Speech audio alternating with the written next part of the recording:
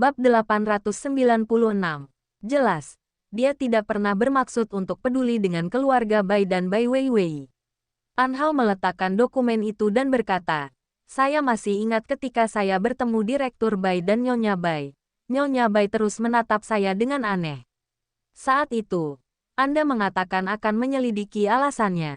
Sewaktu kecil, dia sekolah di New York dan bersekolah di sekolah yang sama dengan ibumu, An Ping. Hasil penyelidikanku menunjukkan bahwa Nyonya Bai dan ibumu dulu sangat dekat. Namun, ibumu, An Ping, tiba-tiba putus sekolah dan menghilang tanpa jejak. Nyonya Bai tidak pernah tahu kemana dia pergi." Saat Zuo Hancheng berbicara, dia menepuk bahunya dengan lembut. "Jadi ketika dia melihatmu, dia merasa kamu sedikit mirip dengan ibumu. Jadi dia sempat mencurigai latar belakangmu." An Hao menduga bahwa Nyonya Bai mungkin mengenal ibunya, tetapi dia tidak menyangka akan memiliki hubungan seperti itu. Sekarang setelah dia akhirnya mengetahui alasannya, dia tidak perlu memikirkan apakah ada hubungan antara dirinya dan keluarga Bai. Akan tetapi, bagi dirinya yang sekarang, latar belakangnya bukan lagi sesuatu yang patut dipertimbangkan. Saat ini, seluruh dunianya ditempati oleh Zuo Hancheng dan bayi dalam perutnya. An Hao bersandar di sofa, menyipitkan matanya saat dia menikmati hidup yang susah payah diperolehnya karena bisa bersandar pada Zuo Hancheng lagi. Dia meletakkan satu tangan di perutnya dan merasakan bayi di perutnya meninju dan menendang pada waktu yang sama setiap hari. Dia mengusap perutnya dan tertawa. "Kamu menendangku lagi." Zuo Hancheng meletakkan tangannya di perutnya pada saat yang sama. Matanya tidak bergerak, dan tatapannya tidak berubah. Dia berkomentar, "Kamu melompat-lompat. Apakah kamu ingin keluar lebih awal?" Tidak masalah meskipun dia lahir lebih awal. Usia kandungannya sudah hampir 38 minggu. Dokter mengatakan bahwa 37 minggu dianggap cukup bulan dan tidak lagi dianggap persalinan prematur. An Hao menyandarkan kepalanya di bahunya. "Pasti sangat jelek saat melahirkan. Kudengar wanita sangat kesakitan saat melahirkan. Dan sangat sakit sampai wajah mereka terlihat mengerikan. Jadi saat aku melahirkan, tunggu aku di luar. Jangan masuk dan menemaniku saat melahirkan. Kalau tidak, aku takut aku tidak bisa menjaga citraku atau semacamnya." Zuo Hancheng hampir tertawa terbahak-bahak. Dia terbatuk dan berkata, "Kapan kamu pernah membayangkan sesuatu di depanku?" An Hao meliriknya sekilas. Tetapi sebelum dia bisa melindungi citranya, bau hangus tiba-tiba tercium dari dapur. Zuo Hancheng menoleh ke arah dapur dan berkata, "Apalagi yang kamu lakukan di dapur?" An Hao tersadar kembali dan segera berdiri untuk bergegas menuju dapur. "Ayah, aku baru saja akan menumis masakan, tapi aku lupa menambahkan air. Mungkin sudah kering." An Hao bergegas ke dapur. Zuo Hancheng mengangkat tangannya ke dahinya dan tersenyum saat melihat An Hao yang sedang berada di dapur menangani keadaan darurat. Dia melihat ekspresi cemasnya dan tersenyum tak berdaya. Asteris asteris asteris asteris asteris. Sorenya, An Hao menelepon dokter untuk meminta izin sebelum dia berani keluar bersama Zuo Hancheng. Meskipun saat itu musim dingin, tidak ada salju hari ini. Selain itu, matahari bersinar terang. Seluruh dunia berwarna putih, dan sinar matahari terasa seolah-olah seluruh dunia menjadi lebih terang 1 derajat. Setelah memanggil sopir perusahaan, An Hao dan Zuo Hancheng berjalan keluar dari Taman Liu Jing. Petugas keamanan di pintu masuk tiba-tiba menjulurkan kepalanya keluar dari ruang keamanan dan menyapa mereka. "Tuan Zuo, kapan Anda kembali?" Zuo Hancheng mengangguk sopan ke arah ruang keamanan tetapi tidak menjawab. Petugas keamanan muda itu tidak berani bertanya lebih lanjut. Namun, ketika dia melihat Tuan Zuo dan Nyonya Zuo berjalan bergandengan tangan, dia masih merasa bahwa dia, seekor anjing, telah disiksa dengan kejam. Mereka telah menikah selama beberapa tahun, dan Nyonya Zuo sedang. Namun, mereka tampak seperti sedang jatuh cinta. Sebelum masuk ke mobil, Zuo Hancheng melirik pengemudi dan kemudian ke An Hao. "Kenapa?" An Hao meliriknya. "Kenapa kamu tiba-tiba menatapku? Kamu tidak mengikuti ujian SIM dalam beberapa bulan terakhir." Nada bicara Zuo Hancheng terdengar lembut, tetapi hanya An Hao yang tahu bahwa dia sedang menggodanya. Sudut mulutnya berkedut. "Saya ingin mengikuti ujian. Mobai dan Lin Qing takut kondisi saya tidak akan baik. Mereka juga takut saya akan mengalami kecelakaan saat mengemudi. Itulah sebabnya mereka tidak mengizinkan saya mengikuti ujian. Mereka mengatakan bahwa mereka hanya akan mengizinkan saya mengikuti ujian setelah saya melahirkan. Zuo Hancheng mengangguk. Seperti yang diharapkan. Mobai dan Lin Qing sudah mengenalmu dengan sangat baik.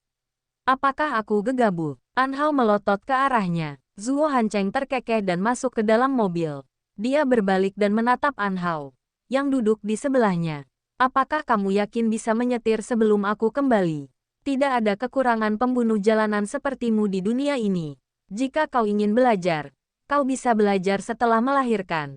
Saat Zuo Hancheng berbicara, dia menarik syal rajutan di leher An Hao. Cuacanya dingin. Berhati-hatilah agar tidak masuk angin.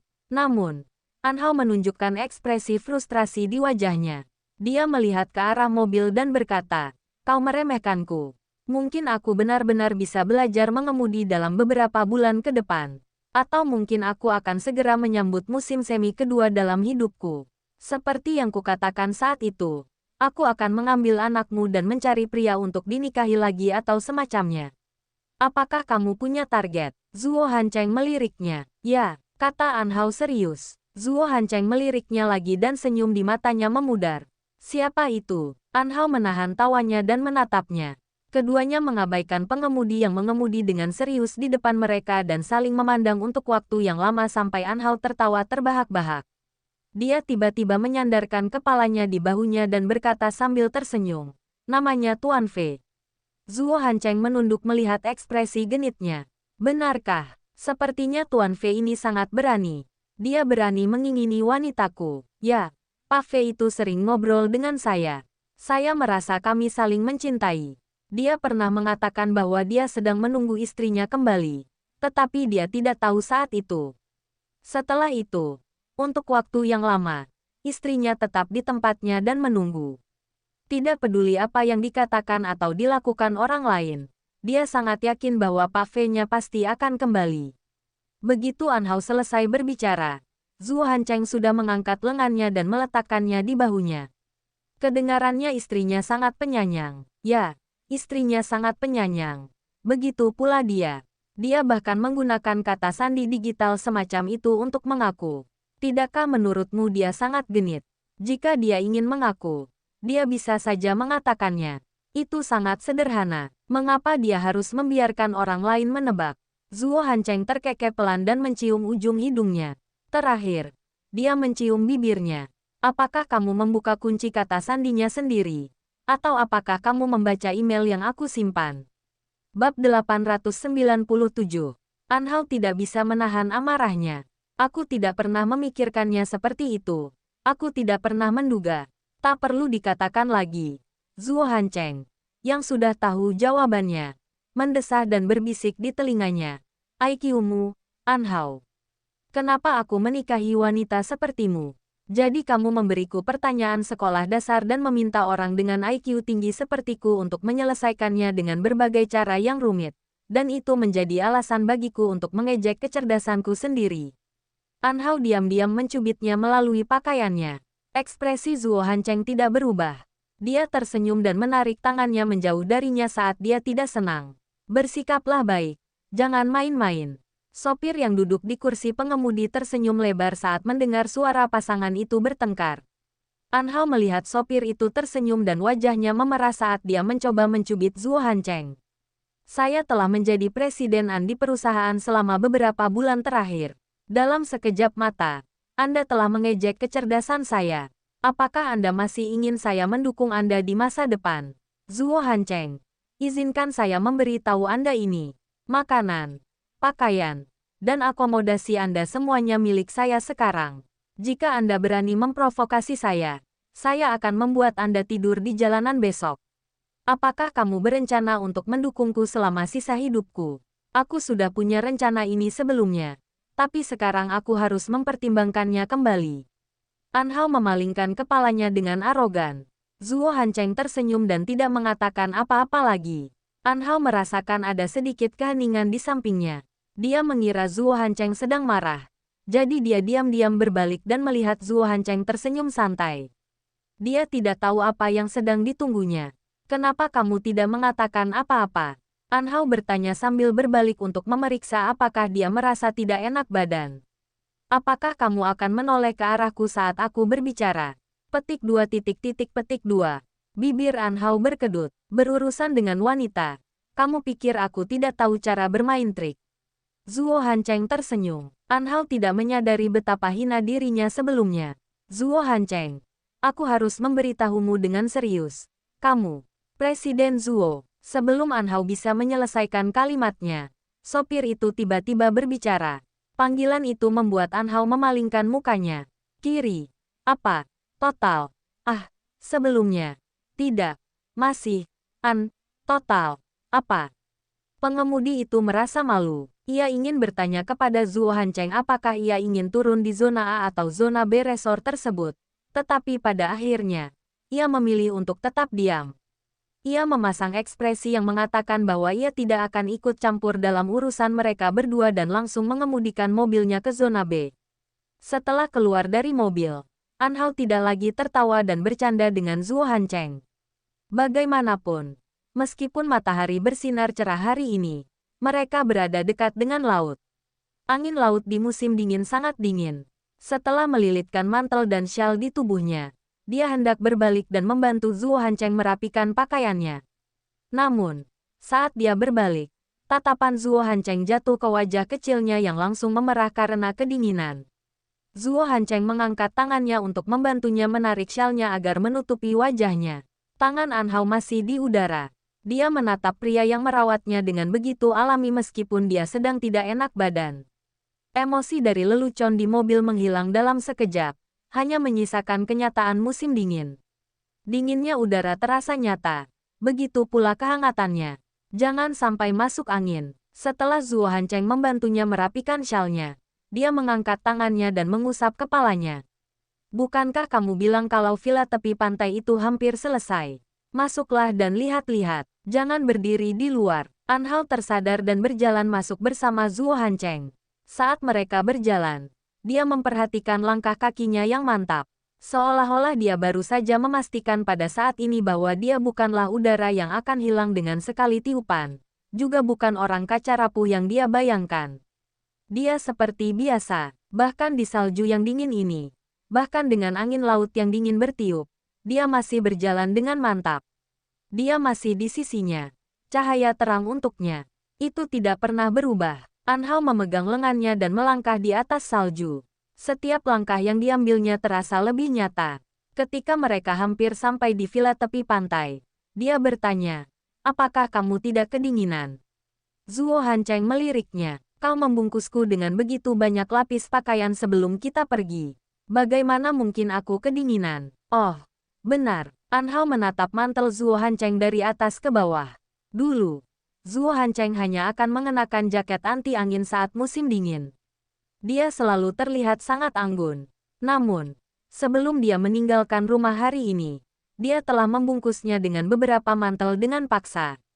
Tidak peduli seberapa tinggi dan tegap tubuhnya, dia tetap dibungkus seperti pangsit panjang olehnya.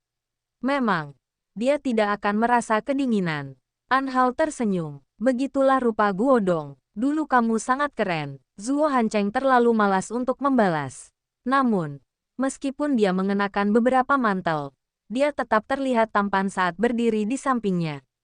Dia sama sekali tidak terlihat tidak nyaman. Seolah-olah tidak peduli apakah dia mengenakan jaket anti-angin, mantel bulu, jaket bulu angsa, atau bantalan jerami. Tetap saja sulit untuk menyembunyikan auranya yang unik. Saat memasuki villa, meskipun renovasi villa belum sepenuhnya selesai, renovasi tanah adalah yang pertama kali diselesaikan. Demi menjaga keselamatan orang-orang yang sering datang ke sini untuk memeriksa, para pekerja terlebih dahulu menyelesaikan pemasangan pemanas geotermal di sini. Oleh karena itu, meskipun villa masih sedikit berantakan sebelum proyek selesai, suhunya sangat hangat. Itu. An Hao berlari mengelilingi villa seperti burung layang-layang kecil, memperkenalkan desainnya yang unik. Ketika dia menerima pujian dari Zuo Hancheng, dia dengan senang hati menariknya ke atas. Lalu, kau menyuruhku meninggalkan kamar anak-anak di lantai 2. Meskipun aku meninggalkan kamar anak-anak, bayinya akan segera lahir. Kita harus tinggal di taman berpemandangan emas terlebih dahulu. Kita akan pindah setelah ulang tahun pertama bayi itu selesai. Oke. Sesuai keinginanmu. Zuo Hancheng berdiri di kamar anak-anak yang dirancang oleh An Hao dan melihat keluar jendela ke arah pantai. Pada saat yang sama, dia melihat ayunan yang tampak baru di tengah salju. An Hao berjalan di belakangnya dan menatapnya. Dia mengulurkan tangan dan memeluknya dari belakang. Dia bersandar di punggungnya dan berkata dengan lembut, "Ketika aku mengirimimu email yang menanyakan apakah ayunan itu dirancang khusus untukku, kamu membaca emailku tetapi tidak pernah membalas." Jawabannya ada di ayunan. Apakah saya perlu menjawab? Di ayunan. An Hao tercengang. Ada inisialmu di bawah pangkal ayunan. An Hao terkejut dan segera berlari ke ayunan. Ia membungkuk untuk melihat bagian bawah ayunan dan melihat dua huruf kapital dalam bahasa Inggris Ah. Ternyata dia tidak pernah dengan sengaja menyembunyikan identitasnya sebagai Tuan Fei. Hanya saja dia selalu terlalu lambat. Jika bukan karena petunjuknya, dia mungkin tidak akan pernah menebak semua ini. Bab 898. An Hao langsung tersenyum seperti orang bodoh kecil dan duduk di ayunan. Dia duduk di tempat tidur dan bergoyang sambil menatap Zuo Hancheng. Dia melihatnya berdiri di depan jendela kamar anak-anak di lantai 2 villa tepi laut, menatapnya. Dia menyeringai senang dan melambaikan tangan ke arahnya sambil bergoyang di ayunan. Matanya dipenuhi dengan kegembiraan. Zuo Hancheng menghela napas lega. An Hao telah gemetar ketakutan selama berhari-hari. Tetapi sekarang dia akhirnya tersenyum seminggu kemudian. Karena An Hao semakin dekat dengan hari persalinannya, ia mengambil cuti untuk pergi ke rumah sakit guna melakukan pemeriksaan pranatal. Zuo Hancheng ingin menemaninya, tetapi ia dijemput oleh De di tengah jalan menuju rumah sakit untuk pemeriksaan. Demi memenuhi keinginan Zuo Hancheng untuk melihat bayi dalam perutnya, An Hao memutuskan untuk mengikuti Zuo Hancheng ke rumah sakit Sino American United. Saat Zuo Hancheng sedang menjalani pemeriksaan, An Hao pergi ke bagian ginekologi dan kebidanan. Saat ia dapat memeriksa ukuran bayi dalam perutnya, ia baru saja berbaring di tempat tidur di ruang USG 4 dimensi ketika tiba-tiba terjadi keributan di antara staf medis di luar. Setelah itu, Zuo Hancheng tiba-tiba muncul di ruang USG. Selama 8 bulan terakhir, dia pada dasarnya berbaring di sini sendirian. Bahkan Huang Amao dan Lin Qing tidak bisa ikut bersamanya. Sekarang Zuo Hancheng tiba-tiba muncul di samping tempat tidur. An Hao, yang sudah terbiasa dengan pemeriksaan prenatal, tidak bisa menahan perasaan sedikit gugup.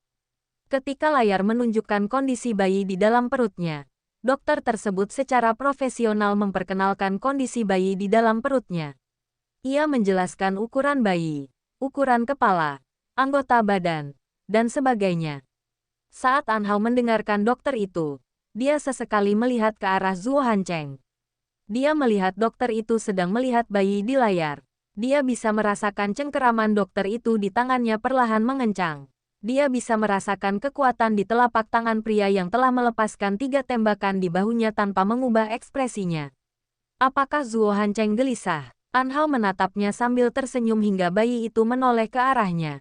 Meskipun wajah bayi di layar berwarna sama seperti saat ia berada di dalam perutnya, tidak sulit untuk mengetahui di mana letak kacamata, hidung, dan mulut bayi itu. Ia bahkan samar-samar dapat mengetahui bahwa hidung bayi itu sangat tinggi dan lurus, dan bentuknya sangat mirip dengan Zuo Hancheng. Sama-sama cantik, dengan hidung yang begitu indah, ia akan tetap sama cantiknya baik laki-laki maupun perempuan. Tuan Zuo, apakah Anda melihatnya? Bayi dalam perut Nyonya Zuo sepertinya tahu bahwa orang tuanya sedang menatapnya. Dia sengaja menoleh ke arah ini. Terakhir kali, dia menolak untuk menoleh. Ayah, dia menggerakkan tangan kecilnya. Lihat bagaimana dia menggerakkan tangan kecilnya. Bukankah dia terlihat seperti sedang menyapa orang tuanya? Bayinya sangat imut. Dia sudah sangat imut sebelum dia lahir. Dia pasti akan sangat menyenangkan setelah dia lahir. Suara dokter yang cerewet menjadi latar belakang yang indah di belakang An Hao dan Zuo Hancheng. An Hao tidak mengatakan apapun untuk sesaat, tetapi dengan patuh meletakkan tangannya di tangan Zuo Hancheng. Setelah diperiksakan ke dokter, Dokter memastikan bahwa bayinya sudah cukup bulan dan sangat sehat serta bersemangat. Ia bisa melahirkan kapan saja. Karena Anhao ingin melahirkan secara normal, ia harus pulang dan menunggu dengan sabar hingga bayinya keluar dengan sendirinya. Setelah mendengarkan instruksi dokter, Anhao turun dari tempat tidur sambil membawa hasil USG. Zuo Hancheng mengambil hasil USG tersebut dan melihat tangkapan layar wajah dan anggota tubuh bayi tersebut. Anhao diam-diam menatapnya dan menyadari bahwa pria di sampingnya memiliki tatapan lembut yang membuatnya ingin tenggelam dalam genangan matanya yang dalam. Bagaimana? Aku merawat saudara-saudara Labu Fajra kita dengan baik, kan? Anhao tersenyum dan menunjuk ke gambar itu. Lihatlah betapa miripnya hidungnya denganmu. Dan dagunya. Aku tidak bisa melihatnya dengan jelas. Tetapi dari rongga matanya, itu masih terlihat seperti dirimu. Zuo Hancheng memegang hasil USG di tangannya dengan puas. Ini pertama kalinya aku bertemu bayi itu. Dan aku tidak bisa menyembunyikan kegembiraanku. Dalam beberapa bulan terakhir, kamu berjalan sendirian. Setiap kali, aku akan memegang hasil pemeriksaan pranatal dan mengusap perutku untuk memberi tahu bayi kami bahwa ayah akan kembali. Ayah pasti akan kembali. Anhao tidak lagi takut seperti beberapa hari yang lalu. Dia menjawab dengan tenang dan tersenyum dengan matanya yang indah. Jadi lihat, kamu tidak kembali. Zuo Hancheng tersenyum hangat dan menarik Anhao ke dalam pelukannya. Dia mencium pipinya dengan lembut dan berkata, Anhao. Anhao mengangkat kepalanya sedikit dari pelukannya. Matanya hangat. Terima kasih atas kerja kerasmu. Suara Zuo Hancheng terdengar meminta maaf atas ketidakhadirannya selama beberapa bulan. Tetapi juga penuh dengan kelembutan dan perhatian. Anhao tersenyum dan bersandar di pelukannya. Keduanya memegang kertas USG yang tampak seperti gambar bayi dan berpelukan di koridor rumah sakit. Anhao. Bagaimana keadaanmu sekarang? Bisakah kamu datang ke perusahaan? Keesokan harinya, Anhao dan Zuo Hancheng sudah mulai mempersiapkan persalinan di rumah sakit dalam beberapa hari ketika mereka tiba-tiba menerima telepon dari wakil presiden perusahaan. Ada apa? Musim semi akan tiba dalam sebulan. Dan ini juga saatnya untuk perubahan ekuitas tahunan dan pemindahan pekerjaan. Beberapa hari ini, para direktur perusahaan menjadi semakin tidak puas dengan kenyataan bahwa Anda telah menjadi badan hukum. Bahkan berita bahwa Anda mencoba membunuh Presiden Zuo telah tersebar. Para direktur telah meminta untuk bertemu dengan Anda dan mencantumkan serangkaian bukti untuk menjatuhkan Anda. Ketika Anhao mendengar ini, tatapannya terhenti. Baiklah, biarkan mereka menunggu. Aku akan segera ke sana. Setelah menutup telepon, Anhao melirik Zuo Hancheng yang baru saja keluar dari ruang kerja. Melihat Anhao hendak pergi setelah mengenakan mantelnya, Zuo Hancheng melirik perutnya. Bukankah dokter mengatakan bahwa kamu harus sesedikit mungkin keluar dalam beberapa hari ke depan? Kamu mungkin melahirkan kapan saja. Saya akan pergi ke perusahaan untuk mengambil beberapa barang. Saya akan segera kembali. Anhao tidak ingin Zuo Hancheng, yang belum pulih sepenuhnya, terlalu khawatir karena kurangnya kemampuannya. Meskipun dia tidak dapat menangani masalah perusahaan untuk saat ini, dia tidak ingin Zuo Hancheng membawa tubuhnya ke perusahaan untuk menyelesaikan masalah setiap kali ada perselisihan atau keraguan.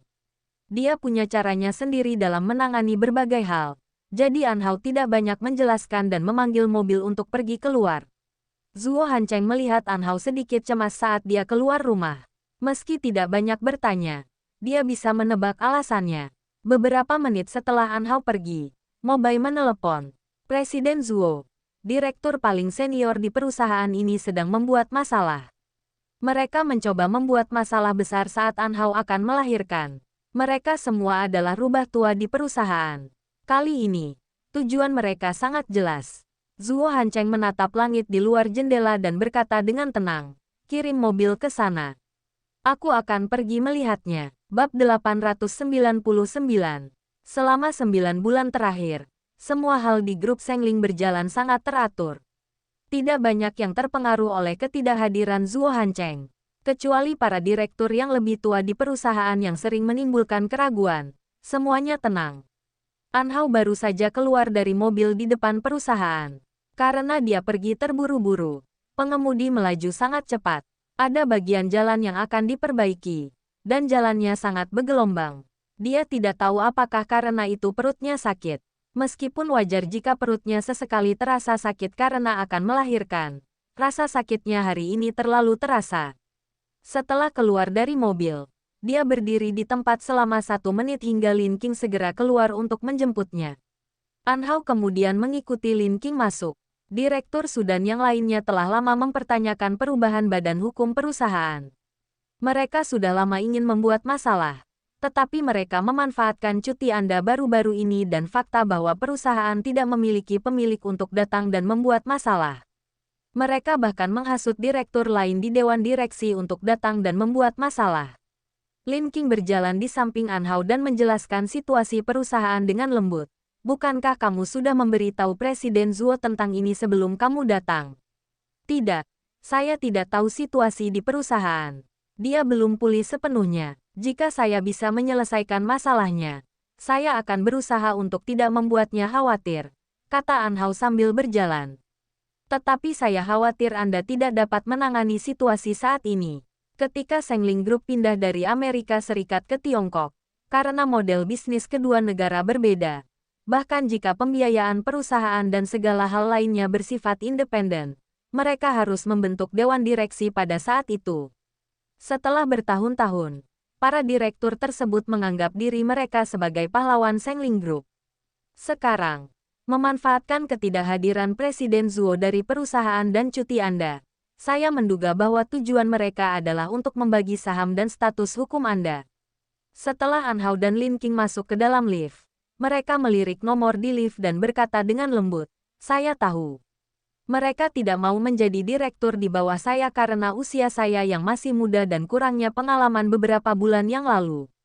Sejak beberapa rapat dewan saat itu, ketika mereka mengemukakan keraguan mereka, saya sudah tahu bahwa hari ini akan tiba. Pada titik ini, An Hao berhenti sejenak sebelum melanjutkan.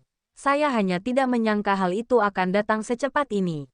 Mereka memanfaatkan waktu ketika saya melahirkan untuk membuat masalah. Jelas bahwa mereka ingin membubarkan moral tentara dan menyebabkan urusan internal karyawan perusahaan berfluktuasi. Jika benar-benar ada perubahan dalam manajemen senior saat ini, saya khawatir tidak peduli seberapa stabil fondasi grup Sengling, itu tidak akan dapat mengalahkan rumor mereka. Jika mereka benar-benar menunggu saya melahirkan dan beristirahat sebelum kembali untuk menyelesaikan masalah ini, 1 atau 2 bulan sudah cukup bagi mereka untuk menghancurkan pertahanan batin karyawan dan berdiri di pihak yang sama dengan mereka untuk menendang saya keluar. Jadi, kamu tahu tentang An Hao? Lin Qing berdiri di sampingnya dan menatapnya. Sebenarnya, cara terbaik sekarang adalah membiarkan Presiden Zuo datang ke perusahaan. Dengan begitu, rumor akan hancur. Aku tahu, jika kondisi fisiknya memungkinkan, kata An Hao lembut. Aku pasti akan menggunakan metode yang paling efektif dan langsung ini. Selama dia muncul, masalahnya akan terpecahkan tanpa sepatah kata pun. Namun, dia baru saja pergi ke rumah sakit untuk pemeriksaan kemarin. Meskipun dokter mengatakan bahwa pemulihannya sangat baik, dia sering keluar beberapa hari terakhir ini. Akhir-akhir ini, cuaca dingin semakin parah. Pada bulan berikutnya, dia akan berusaha sebaik mungkin untuk memulihkan diri di rumah untuk menghindari konsekuensi lain jika dia masuk angin dan jatuh sakit. Jadi kupikir jika aku bisa menyelesaikannya, aku tidak akan mengganggunya untuk saat ini. Presiden Zuo tidak tahu kapan Anda datang. An Hao terdiam sejenak. Menurutku tidak. Lift berhenti di lantai tempat ruang konferensi besar perusahaan berada. Meskipun An Hao bergegas dari rumah pada menit terakhir, pakaiannya sangat longgar dan menutupi perutnya. Bahkan jika dia di sini untuk menghadapi anggota pendiri perusahaan yang ingin membuat masalah, dia tidak ingin menggunakan anak dalam perutnya dan kondisi fisiknya sendiri untuk mendapatkan simpati. Sejak awal, dia tidak terbiasa dengan perusahaan hingga sekarang. Dia memiliki pemahaman menyeluruh tentang banyak aspek perusahaan. Lin Qing dan Mo Bai secara pribadi telah menyaksikan kemajuannya dan menemaninya di sepanjang jalan. Oleh karena itu, apapun yang diinginkan orang-orang tua itu, sebelum ia pergi ke rumah sakit untuk melahirkan, meski hanya sehari, ia harus menyelesaikan urusan perusahaan terlebih dahulu. Ketika Zuo Hancheng menyerahkan Sengling Group kepadanya, itu karena dia benar-benar mempercayainya. Meskipun Zuo Hancheng telah kembali, lukanya terlalu serius. Tidak peduli seberapa besar tekanan yang dialami An Hao, dia tidak ingin meletakkan semua beban ini di pundaknya lagi. Apapun yang terjadi, dia bersedia berbagi segalanya dengan Zuo Hancheng. Lin Qing ingin mengatakan sesuatu, tetapi ketika dia berbalik untuk melihat An Hao, dia tiba-tiba mengerutkan kening. An Hao, ekspresimu, apakah kamu merasa tidak enak badan? Aku baik-baik saja, perutku tidak enak, tapi aku bisa menahannya. Ayo kita ke ruang rapat dulu. An Hao berjalan langsung ke ruang rapat dengan ekspresi kosong. Para direktur di ruang rapat sedang duduk di meja dan berdiskusi dengan bersemangat ketika An Hao tiba-tiba mendorong pintu dan masuk. Melihat An Hao yang sedang besar datang ke perusahaan lagi, para anggota dewan menatapnya dengan heran. Seolah-olah mereka tidak menyangka dia akan datang ke perusahaan saat dia sedang cuti. Semuanya, setelah Lin Qing masuk, dia berkata, Presiden An belum pergi ke rumah sakit untuk menunggu persalinan. Jika ada direktur yang ragu atau ragu, silakan sampaikan di sini. Presiden An sedang besar dan dia bahkan datang ke perusahaan khusus untuk para direktur. Tolong singkat saja, bukankah ini hanya An? Apa yang salah dengan perut buncit? Ini bukan alasan untuk mendapatkan simpati, kata Direktur Su tanpa ekspresi. Direktur Su, apakah menurutmu aku untuk mendapatkan simpati? An Hao mengangkat alisnya dan menatapnya dengan dingin. Lalu apa yang harus kulakukan? Semua orang tiba-tiba membuat keributan besar di perusahaan ketika aku hendak pergi ke rumah sakit untuk melahirkan. Aku harus mengambil risiko melahirkan kapan saja untuk bergegas ke perusahaan untuk menjelaskan kepada semua orang. Apakah aku harus memotong perutku dan bergegas? Wajah Direktur Su menegang. Kamu tidak masuk akal. Apa yang kita bicarakan hari ini tidak ada hubungannya dengan apakah kamu ingin punya anak atau tidak. Karena tidak penting. Mengapa kamu menyebutkannya untuk mendapatkan simpati? Perusahaan tidak kehilangan 1 sen pun dalam beberapa bulan terakhir. Apakah aku perlu mendapatkan simpatimu untuk mendapatkan persetujuanmu? Sejak An Hao duduk di meja konferensi, tatapannya tajam dan nadanya lebih agresif. Singkatnya, dia tidak akan memberi mereka kesempatan untuk menanyainya dengan segala macam alasan yang tidak masuk akal. Bab 900. Direktur Su tidak menyangka bahwa An Hao, yang jarang muncul di hadapan semua orang dalam beberapa bulan terakhir, tiba-tiba akan duduk di sini seolah-olah dia dirasuki oleh Presiden Zuo. Dia bahkan tidak memberi pihak lain kesempatan untuk meragukan atau mengkritiknya. Karena Presiden An menyebutkan kinerja perusahaan. Tahukah Anda berapa persen pertumbuhan kinerja tahunan Sengling Group? Dalam 1 tahun, Zuo dapat memimpin perusahaan untuk membuat kemajuan besar. Namun, karena Presiden Zuo menghilang dan Anda diam-diam mengambil alih perusahaan, bahkan badan hukum perusahaan berubah menjadi nama Anda, tingkat pertumbuhan hanya meningkat sebesar 2% dalam 9 bulan terakhir. Selain itu, ini sebagian besar disebabkan oleh asisten Mote dan wakil presiden. Apalagi yang Anda lakukan selain menandatangani dokumen dan datang ke perusahaan untuk minum setiap hari? Direktur Fang tiba-tiba berkata. Ketika An Hao mendengar ini, dia mendengus pelan. Sebelum dia bisa berbicara, pintu ruang konferensi tiba-tiba didorong terbuka. Wakil presiden masuk dan berkata, Direktur Fang, itu tidak benar. Saat itu, sebelum Presiden Zuo pergi ke Amerika, dia telah menyerahkan hak perubahan perusahaan kepada bawahannya. Dia bahkan telah mengalihkan semua hak properti kepada istrinya, Presiden An. Namun, Presiden An sedang pada saat yang sama, dan operasi perusahaan selalu sangat stabil. Apakah Anda ingin seorang wanita yang dulunya berlari ke toilet dan muntah beberapa kali sehari untuk duduk di kantor, rapat, menegosiasikan kontrak, bersosialisasi, menghadiri rapat, bahkan terbang keliling dunia untuk mengunjungi berbagai perusahaan anak untuk memantau tren perkembangan dalam berbagai aspek?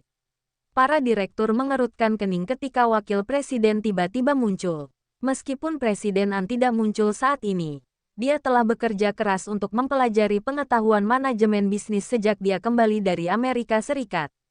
Dia bahkan ingin menyerahkan kekuasaan beberapa kali karena dia khawatir tidak memiliki cukup kemampuan untuk membawa manfaat yang lebih baik bagi perusahaan. Tetapi kami menghentikannya. Dalam beberapa bulan ketika Presiden An mengambil alih, itu juga beberapa bulan ketika dia. Mungkinkah Anda tidak melihat kerja keras seorang wanita muda di perusahaan? Tidak bisakah Anda melihat bahwa setiap dokumen penting telah dibolak-balik dan dipelajari berkali-kali sebelum akhirnya ditandatangani? Menurutmu, apakah Presiden An biasanya hanya perlu menandatangani perjanjian dan datang ke perusahaan untuk minum segelas air? Menurutmu, apakah dia dapat dengan mudah menjadi badan hukum dan presiden perusahaan?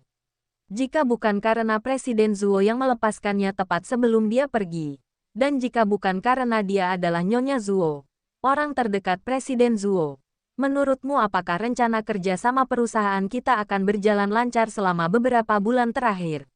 Atau apakah menurutmu selama bertahun-tahun kau sudah cukup diuntungkan oleh Sengling Group dengan membiarkan Presiden An dipecat dan membiarkan Presiden An mendelegasikan kekuasaannya? Baru beberapa bulan, dan kau tidak bisa tinggal diam. Dia menginginkan sepotong kue dari Presiden An. Wakil Presiden, apakah Anda tidak terlalu serius? Anda mengukur perut seorang pria dengan hati orang yang picik. Karena kami adalah anggota Dewan Direksi, tentu saja kami harus bertanggung jawab atas perkembangan perusahaan. Dalam 9 bulan terakhir, Presiden An telah berubah dari seorang wanita muda yang tidak tahu apapun tentang manajemen bisnis menjadi seperti sekarang. Tentu saja, kami telah melihatnya. Tetapi Presiden Zuo sudah lama tidak berhubungan dengan perusahaan. Faktanya, semuanya ditangani oleh wakil presiden dan asisten khususnya. Presiden An hanya bertanggung jawab untuk menandatangani dokumen dan hal-hal lainnya. Hal ini membuat kami sangat curiga dan khawatir tentang keselamatan Presiden Zuo. An Hao mendengarnya dan mendengus pelan lagi. Ketika Direktur Fang, Direktur Su, dan direktur lainnya mendengar suaranya, mereka segera menoleh untuk melihatnya. Presiden An, apa yang Anda tertawakan? Apa kata pepatah? Rubah suka menyebut orang lain genit. Begitu An Hao mengatakan ini, wajah para direktur menjadi jelek. Namun, An Hao tampaknya tidak menyadari ekspresi buruk mereka. Dia hanya mencibir dan berkata, akar Sengling Group dulunya ada di Amerika Serikat, dan pendahulunya adalah salah satu perusahaan keluarga Zuo. Ini cukup untuk membuktikan bahwa tidak peduli apapun perubahan yang dialami badan hukum Sengling Group, masih ada jejak keluarga Zuo di belakangnya. Jika Anda khawatir sesuatu telah terjadi pada Presiden Zuo di Amerika Serikat, dan saya telah kembali dengan wakil presiden dan yang lainnya untuk merebut tahta, saya yakin beberapa dari Anda telah mencoba menghubungi keluarga Zuo untuk menanyakan situasi tersebut. Anda memiliki jawabannya di hati Anda, karena Anda tahu bahwa keluarga Zuo tidak berniat ikut campur dalam masalah ini. Anda harus berhati-hati. Selain itu, Anda secara diam-diam setuju bahwa saya akan mengambil alih masalah ini. Apa titik awal keraguan Anda? Zuo Hancheng hilang. Jadi saya membunuh suami saya. Keluarga Zuo tidak mengatakan apa-apa. Jadi saya telah menyihir mereka, kan? Presiden An, jangan khawatir. Kami tidak mengatakan apapun tentang ini. Kami hanya menargetkan kinerja perusahaan selama beberapa bulan terakhir. Sebelum Direktur Su sempat menyelesaikan kalimatnya, An Hao tiba-tiba mengambil sebuah dokumen dari tangan Lin Qing dan membantingnya ke meja rapat. Meski tidak terlalu keras, suara tangannya yang teredam saat menghantam meja membuat Direktur Su terdiam. Ini adalah masalah yang dilaporkan oleh karyawan perusahaan dalam 2 jam terakhir. Akar permasalahannya adalah Direktur Su, Direktur Fang, dan beberapa direktur lain yang biasanya dekat dengan Anda. Saya akui bahwa saya tidak cukup mampu untuk berbicara kepada saya tentang stagnasi kinerja perusahaan. Tetapi dengan alasan bahwa perusahaan tidak mengalami kerugian apapun, Anda menyebarkan rumor seperti itu di antara karyawan perusahaan tanpa alasan. Jika mereka benar-benar tidak dapat datang ke perusahaan, berapa lama rumor itu akan bertahan? Setelah saya melahirkan dan kembali dari persalinan, rumor-rumor itu akan menjadi kebenaran di hati setiap orang. Bukan. An Hao tiba-tiba berdiri dan berkata dengan dingin, Grup Sengling adalah perusahaan besar. Para direktur harus tahu bahwa meskipun Zuo Hancheng tidak muncul dalam 9 bulan terakhir, semuanya tidak kacau. Saya tidak tahu apakah para direktur tidak sabar atau memiliki motif lain. Jika Anda tidak mempercayai saya, Anda dapat menemukan semua jenis dokumen dan surat tentang perubahan hak milik kapan saja dan membiarkan otoritas kehakiman memverifikasinya. Apakah saya yang secara diam-diam merebut kekuasaan? Atau apakah Anda yang membesar-besarkan masalah dan dengan sengaja membuat rumor untuk menimbulkan masalah sebelum saya akan melahirkan? Tentu saja. Jika Departemen Kehakiman Maju dan Perubahan Hak Milik masih tidak dapat dipercaya, maka jika Presiden Zhuo muncul secara langsung, dapatkah para direktur menghilangkan dendam di hati mereka dan menerima perubahan yang wajar dari badan hukum perusahaan? Namun, harga untuk ini, saya khawatir Anda tidak ingin meramalkannya. Presiden An benar-benar tahu cara bercanda. Jika Presiden Zhuo masih bisa berdiri di sini hidup-hidup, aku akan memenggal kepalaku dan membiarkanmu menendangnya seperti bola. Direktur Su tiba-tiba berkata. Pada saat yang sama, matanya dipenuhi dengan keyakinan. Presiden An, meskipun kamu telah menyembunyikannya dengan sangat saksama, kami juga memiliki jawaban kami sendiri. Jika kami tidak yakin, mengapa kami berada di sini untuk berdebat dengan seorang wanita yang hanya tahu cara menandatangani dokumen? Bab 901, An Hao tidak menunjukkan kemarahan apapun atas provokasi Direktur Su. Sebaliknya, dia tersenyum. Jika Presiden Zhuo berdiri di depanmu, apakah kamu akan memenggal kepalamu dan menendangnya seperti bola? Benarkah? Direktur Su mendengus dingin. Begitu banyak direktur yang hadir. Dan ada juga wakil presiden. Direktur Su tampaknya terlalu muda untuk bercanda denganmu. Aku berkata bahwa situasi Direktur Zhuo telah diselidiki.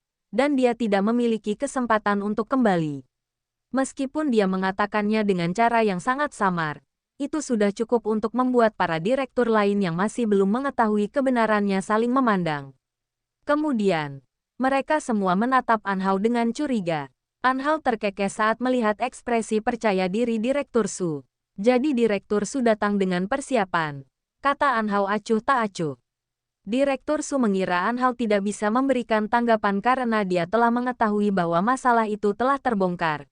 Jadi dia berdiri sambil tersenyum. Presiden An, saya masih bisa memanggil Anda Presiden An sekarang karena Presiden Zhuo. Anda hanyalah seorang wanita muda yang tidak dikenal, tetapi Anda berani menduduki posisi CEO Shengling Group, yang memiliki nilai pasar lebih dari 70 miliar, dan memberi perintah. Anda bahkan menyembunyikan berita kecelakaan Presiden Zhuo dari semua orang. An Hao menatap ekspresi marah Direktur Su dengan tenang. Tepat saat dia hendak berbicara, dia tiba-tiba merasakan sakit yang tak tertahankan di perutnya. Ekspresinya tidak berubah, kecuali pucatnya yang tiba-tiba. Dia diam-diam meletakkan tangannya di perutnya. Dia tidak tahu mengapa tiba-tiba terasa sangat sakit. Ada apa? Bisakah kau bicara? Apa kau ingin aku memberitahu semua orang tentang Presiden Zhuo? Direktur Su berdiri di dekat meja konferensi dan tiba-tiba mengeluarkan dokumen berisi kata-kata bahasa Inggris dari folder di depannya. Saat dia membantingnya di atas meja, dia mencibir dan hendak mengumumkan kematian Zhuo Hancheng.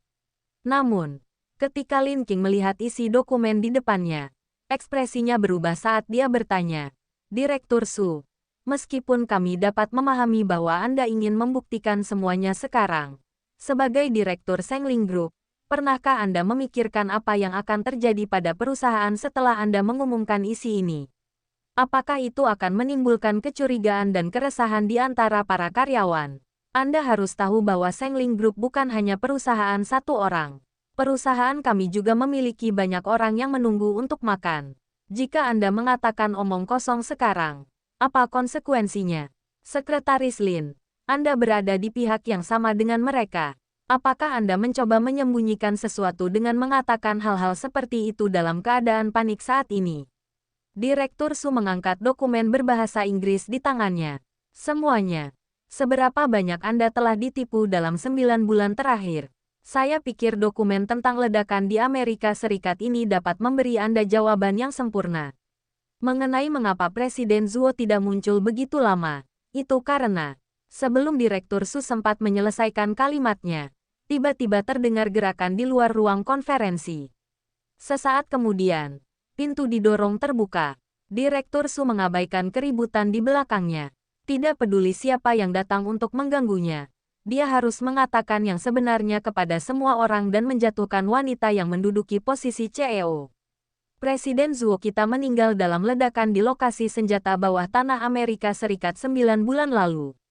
Presiden Zuo sudah meninggal lama sekali. Tetapi wanita itu menggunakan identitasnya sebagai Nyonya Zuo untuk mengarang cerita. Presiden Zuo, semua orang di meja konferensi tiba-tiba berdiri. Mereka semua melihat ke arah pintu ruang konferensi dengan ekspresi terkejut dan bahkan heran di wajah mereka. Bahkan An Hao memandang orang yang tiba-tiba muncul dengan terkejut. Intuisi Direktur Su mengatakan kepadanya bahwa ada sesuatu yang salah. Dia berbalik dan melihat Zuo Hancheng berdiri di depan ruang rapat dengan ekspresi dingin di wajahnya. Mobai dan yang lainnya mengikutinya dari belakang. Saat Direktur Su bertemu pandang dengan Zuo Hancheng, kakinya lemas.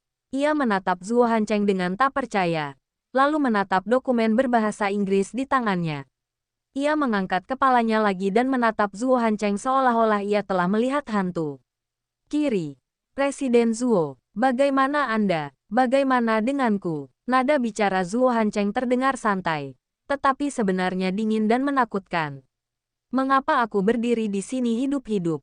Zuo Hancheng melihat dokumen di tangannya dan berkata, mengabaikan perkembangan dan penemuan hebat perusahaan. Anda mengumumkan secara terbuka apa yang disebut kebenaran, yang berdampak buruk pada perusahaan demi keuntungan pribadi Anda. Direktur Su, apakah Anda yakin masih memiliki hak untuk duduk di Dewan Direksi Sengling Group? Direktur Su segera memasukkan dokumen di tangannya kembali ke dalam map dan tidak berani mengatakan sepatah kata pun. Namun, ekspresinya masih pucat dan bahkan gemetar saat dia berkata, tapi Presiden Zuo, Anda jelas sudah. Zuo Hancheng menatap semua orang di ruang rapat dengan ekspresi dinginnya yang biasa. Saya akan melanjutkan dengan fakta bahwa Direktur Su belum selesai. Ledakan yang menyebabkan sensasi di Amerika Serikat memiliki berbagai implikasi. Sayangnya, saya juga terkena dampaknya. Karena luka-luka saya tidak punya pilihan selain tinggal di Amerika Serikat untuk berobat. Perusahaan diserahkan kepada Wakil Presiden Mobai tepat waktu. Saya di sini. Apalagi yang ingin Anda tanyakan? Direktur Su perlahan duduk kembali. Tidak dapat berkata apa-apa. Presiden Zuo masih berdiri di sana dan sama sekali tidak meninggal. Siapa yang bisa berkata apa-apa lagi? Semua keraguan sirna pada saat ini. Dan apa yang dikatakan An Hao sebelumnya memang benar. An Hao menatap Zuo Hancheng. Meskipun dia sedikit lebih kurus dari sebelumnya, dia memiliki temperamen yang bersih dan dingin. Dia tampak bermartabat dan mulia ketika dia berdiri di depan pintu. Memang, tidak ada yang bisa dibandingkan dengannya. Zuo Hancheng adalah Zuo Hancheng. Dia telah meninggalkan segalanya di Amerika dan berdiri di dunia yang menjadi miliknya. Dia adalah raja di sini. Bahkan jika dia terluka, dia tidak dapat menyembunyikan semua yang menjadi miliknya. Tidak ada cara lain di dunia. Dia merujuk pada orang-orang seperti Zuo Hancheng. An Hao menyesal karena tidak dapat sepenuhnya menangani sekelompok orang di perusahaan ini. Pada akhirnya, Zuo Hancheng harus turun tangan. Meskipun dia sedikit kalah, dia sangat senang. Dia senang karena Zuo Hancheng selalu ada di sisinya saat dia dalam kesulitan. Dia senang karena Zuo Hancheng selalu muncul saat dia dalam kesulitan. Untungnya, dia masih hidup. Hai, tiba-tiba, teriakan Lin Qing membuat semua orang di ruang konferensi menoleh kaget. Mereka melihat An Hao, yang duduk dengan tenang di kursi empuk di samping meja konferensi, tiba-tiba meringkuk dan jatuh ke tanah. Wajahnya pucat dan tak berdarah. Zuo Hancheng juga menoleh ke arah An Hao saat itu juga. Dia menyingkirkan tangan Mobai dan berjalan cepat ke arah An Hao. Bab 902, di rumah sakit.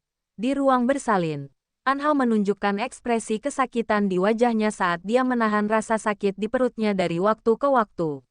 Dokter mengatakan bahwa rahimnya telah dibuka dan dia masih harus menunggu bayinya keluar. Dia tidak pernah merasakan sakit yang begitu hebat dalam hidupnya. Dia berbaring di tempat tidur dan terus menarik napas dalam-dalam. Mungkin karena perjalanan ke kantor terlalu bergelombang, sehingga wajahnya memerah di ruang rapat. Itu berarti dia seharusnya datang ke rumah sakit saat itu. Untungnya, Zuo Hancheng tiba tepat waktu dan ambulans tiba cukup cepat untuk mengirimnya ke rumah sakit dan kembali ke ruang bersalin. Kini, Seluruh tenaga Anhao terpusat pada tubuh bagian bawahnya. Ia hanya berharap bisa melahirkan secepatnya.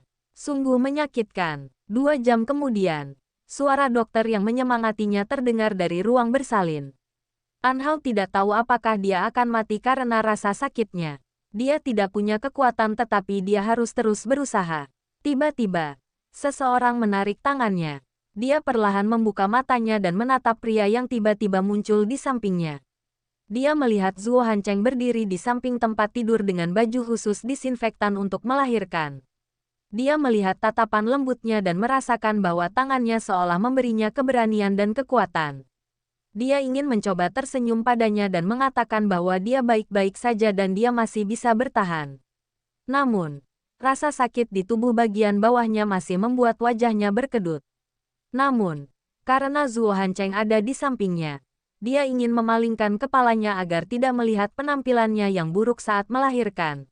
Tetapi dia tidak memiliki kekuatan untuk melakukannya. Tiba-tiba, dia merasakan ciuman lembut di dahinya. Saat ciuman Zuo Hancheng mendarat di sudut bibirnya, air mata mengalir di wajahnya. Tangan kecilnya yang dipegang oleh Zuo Hancheng tiba-tiba meraih telapak tangannya dan memegang punggung tangannya dengan erat. Dia tersedak dan berkata, "Jangan tinggalkan aku lagi di masa depan. Oke. Baiklah, Zuo Hancheng, aku di sini. Saya sangat kesakitan. Aku tahu, setelah ini, kita tidak akan punya anak lagi. Kita tidak akan membiarkanmu terluka lagi." Suara Zuo Hancheng terngiang di telinganya, menenangkannya. "Bertahanlah, Anhao." Anhao terisak dan tiba-tiba tersedak. Bagaimana jika aku melahirkan seorang anak laki-laki? Seorang anak laki-laki selalu memiliki seorang adik perempuan yang mengikutinya, seperti ekor kecil. Lucu sekali. Jika kita hanya memiliki satu anak, bayi itu akan sangat kesepian. Zuo Hancheng tersenyum dan mencium bibirnya. "Apakah kamu tidak takut sakit? Oh, kalau kamu tetap bersamaku, tidak akan terlalu sakit saat aku di sampingmu." Ah. Sakitnya sampai mati. Zuo Hancheng terdiam. Setelah mengerahkan tenaga cukup lama, Anhao berkata dengan lemah, "Jika anak laki-laki, aku ingin melahirkan adik perempuan untuknya. Jika anak perempuan, aku ingin melahirkan adik perempuan atau laki-laki untuknya." Dengan begitu, dia tidak akan kesepian. Zuo Hancheng meletakkan tangannya di kepala wanita itu. "Terserah kamu, jangan bicara lagi. Dengarkan perintah dokter. Simpan tenagamu untuk setelah melahirkan. Oke. Tapi aku takut." Anhao tiba-tiba menangis dan berkata, "Aku sudah memikirkannya selama beberapa bulan terakhir. Jika kamu tidak kembali saat aku melahirkan, apa yang harus aku lakukan?" Zuo Hancheng mencium wajahnya dengan lembut dan memegang tangannya erat-erat. Aku tidak akan pernah menghilang lagi. Aku akan bersamamu dan bayi itu selama sisa hidupku. Jadilah orang baik dan bekerja lebih keras. Anhao, aku akan selalu ada untukmu apapun yang terjadi. Aku tidak akan menarik kembali kata-kataku. Anhao berbalik dan membenamkan wajahnya di lehernya. Zuo Hancheng membungkuk dan memeluk kepala kecilnya, membiarkannya menangis karena kegembiraan. "Saya masih ingin mengambil foto pernikahan, tetapi saya sudah melahirkan. Apakah bentuk tubuh saya akan semakin buruk? Apakah saya tidak akan terlihat bagus di foto?" "Tidak. Kamu selalu kurus sekali saat. Aku harap kamu bisa menambah berat badan." Zuo Hancheng terkekeh dan memeluk kepala kecilnya. "Setelah melahirkan dan saat tubuhmu pulih, kita akan pergi mengambil foto pernikahan. Semuanya terserah padamu." "Oke." Anhao mengangguk dengan penuh semangat. Tetapi dokter itu berteriak, "Ayah, mengapa kamu menggunakan begitu banyak tenaga di bagian atas? Kamu seharusnya menggunakan lebih banyak tenaga di bagian bawah. Kepala anak itu akan segera keluar. Ayo, Nyonya Zuo." Anhao langsung terlihat kesal dan terus mendorong ke bawah. Zuo Hancheng terkekeh dan menepuk kepala kecilnya dengan lembut. "Nyonya Zuo, kamu bisa melakukannya." Anhao mendengus dan memegang erat tangan pria itu dengan satu tangan sementara tangan lainnya mencengkeram sandaran tangan meja bersalin. Buku-buku jarinya sudah memutih karena kelelahan. Tetapi dia memejamkan mata dan berusaha sekuat tenaga. Tarik napas. Dorong. Hembuskan. Dorong. Ini adalah beberapa jam terpanjang dalam hidup An Hao dan Zuo Hancheng. Di luar ruang bersalin, keluarga Zuo, yang telah menerima berbagai berita dalam beberapa hari terakhir, akhirnya tiba 1 menit sebelum anak itu lahir. Sebelum keluarga Zuo sempat pulih dari berita bahwa Zuo Hancheng masih hidup, mereka sudah keluar dari ruang bersalin dalam keadaan linglung. Bahkan lelaki tua itu, yang telah berada di pesawat selama lebih dari 10 jam, belum pulih dari keterkejutannya. Tiba-tiba, terdengar suara tangisan dari ruang bersalin. Suara bayi itu berangsur-angsur menjadi semakin keras. Ketika tangisan itu semakin dekat ke pintu ruang bersalin, Ibu Zuo, Su Yuan, dan ayah segera berpegangan tangan erat-erat di luar. Mata Su Yuan langsung memerah. Beberapa menit kemudian, seorang perawat membungkus bayi itu dengan selimut merah kecil dan menggendongnya keluar. Perawat itu berkata pada saat yang sama, "Selamat, Ibu Zuo telah melahirkan bayi laki-laki yang sangat sehat." Keluarga Zuo segera bergegas datang. Namun, lelaki tua itu, yang duduk di kursi roda, berkata ketika Nyonya Zuo hendak menggendong anak itu, "Biarkan aku menggendongmu." Ibu Zuo memperhatikan saat perawat membawa bayi yang dibungkus selimut merah ke pelukan lelaki tua itu dan bahkan memerintahkan lelaki tua itu untuk memegang kepala dan pantat bayi itu. Lelaki tua itu begitu gembira sehingga keluhan yang dia miliki tentang An Hao sebelum dia datang tampaknya telah menghilang dalam sekejap. Dia hanya mempertahankan postur tubuh yang kaku saat dia melihat benda kecil yang keriput di lengannya. Tiba-tiba, wajah tuanya tersenyum puluhan kali. "Cek, dasar bocah kecil. Aku ini kakek buyutmu.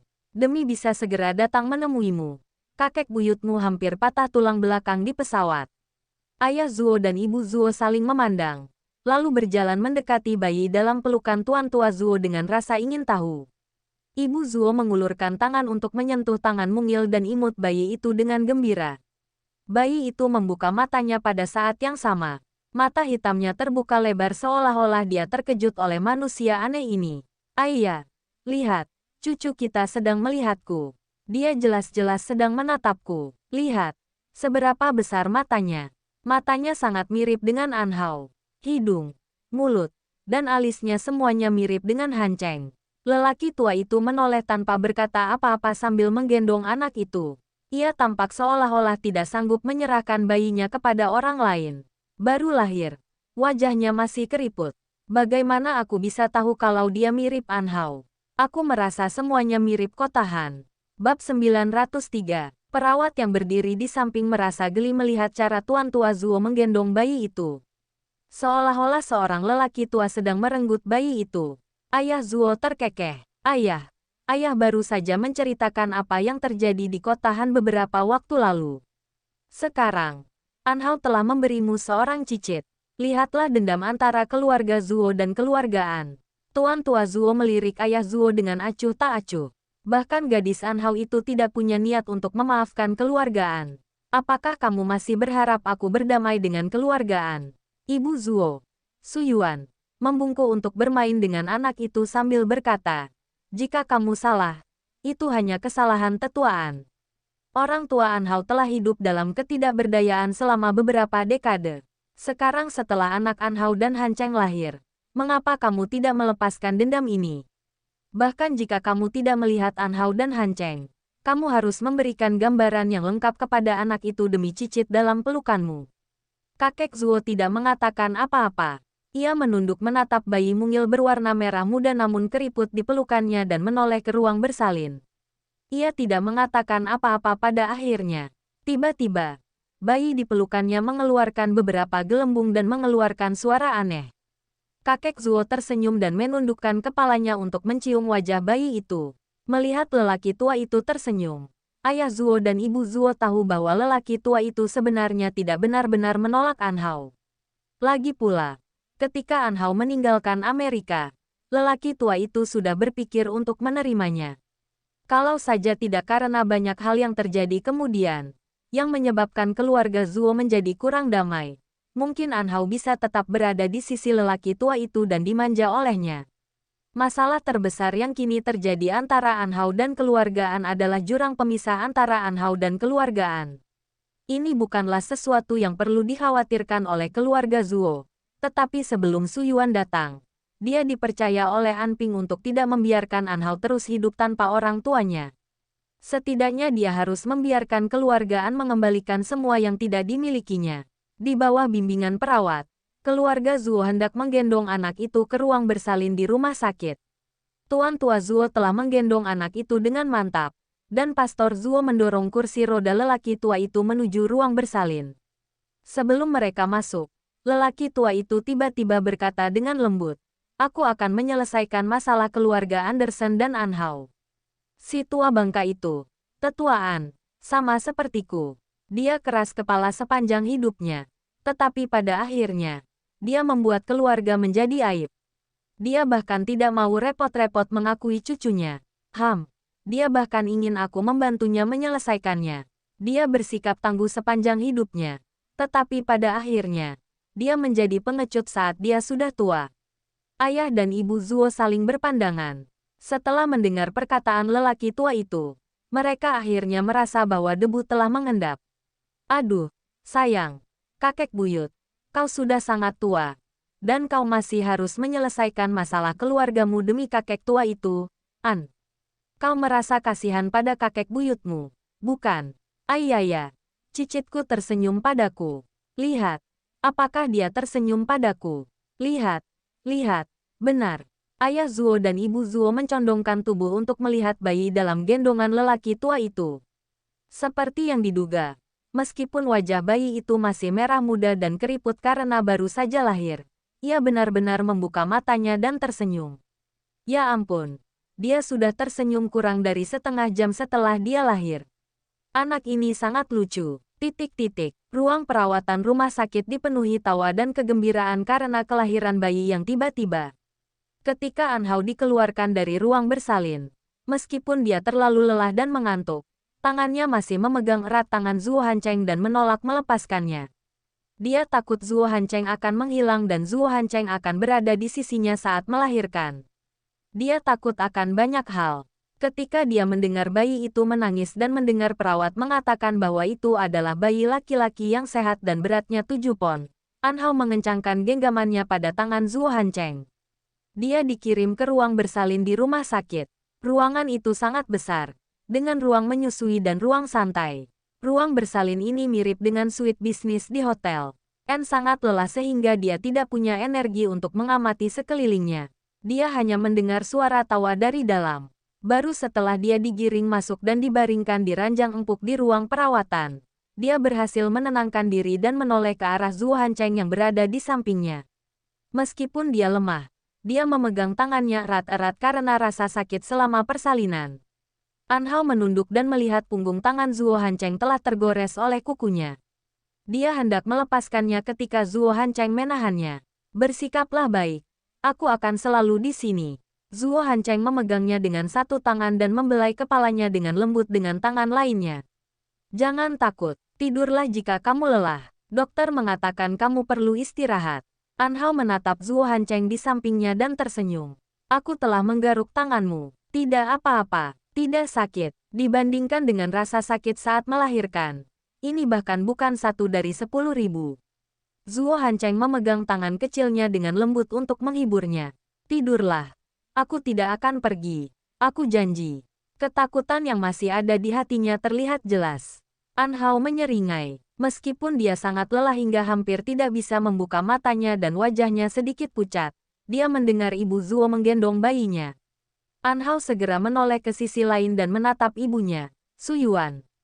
Kemudian, dia melihat ayahnya dan lelaki tua itu berjalan keluar dari kamar pendamping. An Hao. Datanglah dan lihatlah bayimu dan Hancheng. Perawat mengatakan bahwa bayi laki-laki itu sangat sehat, dan dia sangat imut.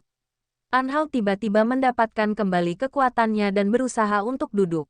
Aku ingin melihat bayinya sebelum aku beristirahat. Zuo Hancheng membantunya berdiri saat dia hendak bangun. An Hao duduk di tempat tidur dan menoleh untuk melihat si kecil yang digendong ibu Zuo. Dia pikir itu akan menjadi bayi cantik yang mirip dirinya atau Zuo Hancheng. Tetapi ketika dia melihat bahwa itu adalah bola merah muda yang keriput, dia terkejut. Kenapa kamu terlihat seperti monyet merah muda? Ibu Zuo tertawa. Gadis bodoh. Semua bayi yang baru lahir seperti ini. Mereka akan menjadi semakin cantik dalam 2 hari. Anhao berkedip dan mengulurkan tangannya. Ketika Ibu Zuo menggendong bayi itu, dia menyodok wajah bayi itu dengan jarinya. Akibatnya, jarinya secara tidak sengaja menyentuh mulut bayi itu. Tanpa diduga, bayi itu secara naluriah mengikuti jarinya dan mengisapnya. Ayah, Anhao segera menarik tangannya. Melihat ekspresi Anhao yang tidak tahu apa-apa, Ibu Zuo hampir tertawa terbahak-bahak. Zuo Hancheng memegang tangan Anhao dengan satu tangan dan mengangkat tangan lainnya untuk memegang tangan bayi itu. Matanya dipenuhi dengan kelembutan yang tak terhapuskan sampai si kecil secara naluriah mengaitkan tangan kecilnya di jari Zuo Hancheng. Mata Anhao sedikit hangat karena pemandangan yang lembut itu. Bab 904. 10 hari kemudian. Ah, bayinya muntah susu. Ah, bayi kecil bau ini pipis lagi. Ah, ya dewa, ibu. Selamatkan aku. Makhluk kecil ini telah buang air besar di sekujur tubuhku. Ah, setiap kali Anhao menyusui bayinya sendirian, tangisan panik Anhao akan terdengar dari kamar tidur di lantai 2 Taman Liujing. Setiap kali hal ini terjadi, Ibu Zuo akan bergegas masuk ke kamar seolah-olah dia memiliki sepasang kaki yang berputar-putar untuk menghadapi adegan bencana. Ibu Zuo bertanggung jawab untuk membawa Anhao, yang meringkuk seperti bola di bawah selimut, ke kamar mandi. Ketika Zuo Hancheng tiba, dia bertanggung jawab untuk mendorong Anhao ke kamar mandi dan membantunya berganti pakaian. Adegan yang menggetarkan jiwa ini akan dimainkan setiap hari di seluruh Guild Scenic Garden, dan akan dimainkan lebih dari 1 kali setiap hari. Akhirnya, ketika Anhao keluar setelah dibersihkan oleh Zuo Hancheng, dia melihat si kecil yang masih dalam pelukannya sedang berbaring di tempat tidur bayi dan tidur nyenyak. Dia menyandarkan kepalanya di bahu Zuo Hancheng dengan ekspresi kosong dan berkata dengan mata menatap kosong, "Terlalu sulit untuk mengurus anak." Ibu Zuo melihat ekspresi Anhao yang tak berdaya setiap kali keadaan darurat anak itu terjadi dan menggelengkan kepalanya sambil tersenyum. "Kamu selalu lupa mengganti popok bayi. Baru beberapa hari, dan kamu sudah belajar cara merawat bayi di Hancheng. Anhao, kamu harus belajar cara merawat bayi setelah masa nifas. Kalau tidak, kita tidak akan bisa kembali ke Amerika dengan tenang." Anhao tiba-tiba menatap bayi di tempat tidur bayi dengan ekspresi yang salah. Bayi itu tidak lagi keriput seperti saat ia lahir. Ia menjadi lebih baik dan lebih manis. Dan memang, ia menjadi semakin mirip Zuo Hancheng. Beberapa hari yang lalu, Ibu Zuo secara khusus mengambil foto Zuo Hancheng saat ia masih kecil untuk membandingkannya dengan seluruh keluarga. Mereka berkomentar bahwa ayah dan anak itu hanya diukir dari cetakan yang sama. Setiap kali Anhao menggendong bayi dan memberinya makan, ia akan linglung. Semuanya terasa begitu tidak nyata. Yang terpenting, dia benar-benar tidak tahu cara mengganti popok. Setiap kali dia mengganti popok, semuanya berantakan.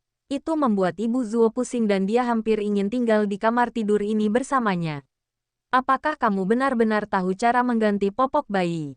Anhao mengalihkan pandangannya dan menatap Zuo Hancheng yang terus tersenyum. Dengan ekspresi sedih. Alis Zuo Hancheng sedikit berkedut saat dia melihat ke bawah pada ekspresi sedihnya. Dia terkekeh dan berkata, "Kurang lebih begitu." Anhao langsung menatapnya dengan kagum. "Ya dewa, Zuo Hancheng, kamu benar-benar tahu cara mengganti popok." Pemujaan tiba-tiba terhadap "baik" dan "baik" membuat mulut Zuo Hancheng sedikit berkedut. Dia menekan bahunya dan dengan paksa membawanya kembali ke tempat tidur untuk duduk. "Ayah dan ibu masih bisa tinggal di negara ini selama 2 bulan. 2 bulan ini cukup bagimu untuk belajar cara mengurus anak. Beristirahatlah dengan baik terlebih dahulu. Kamu belum selesai menjalani masa nifasmu."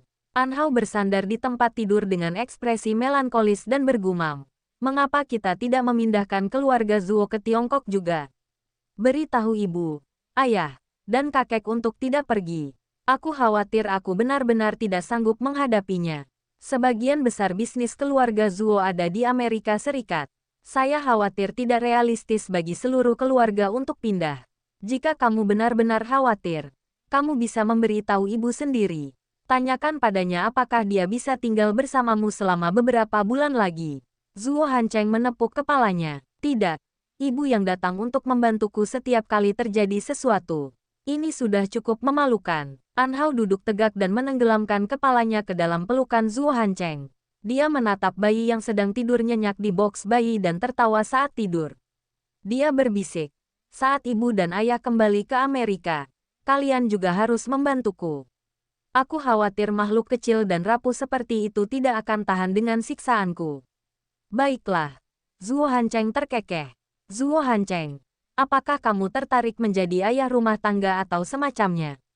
An Hao terus berbicara tentang niatnya. Zuo Hancheng mengangkat alisnya. "Kebetulan aku perlu istirahat di rumah selama setahun ke depan dan tidak bisa sering pergi ke kantor.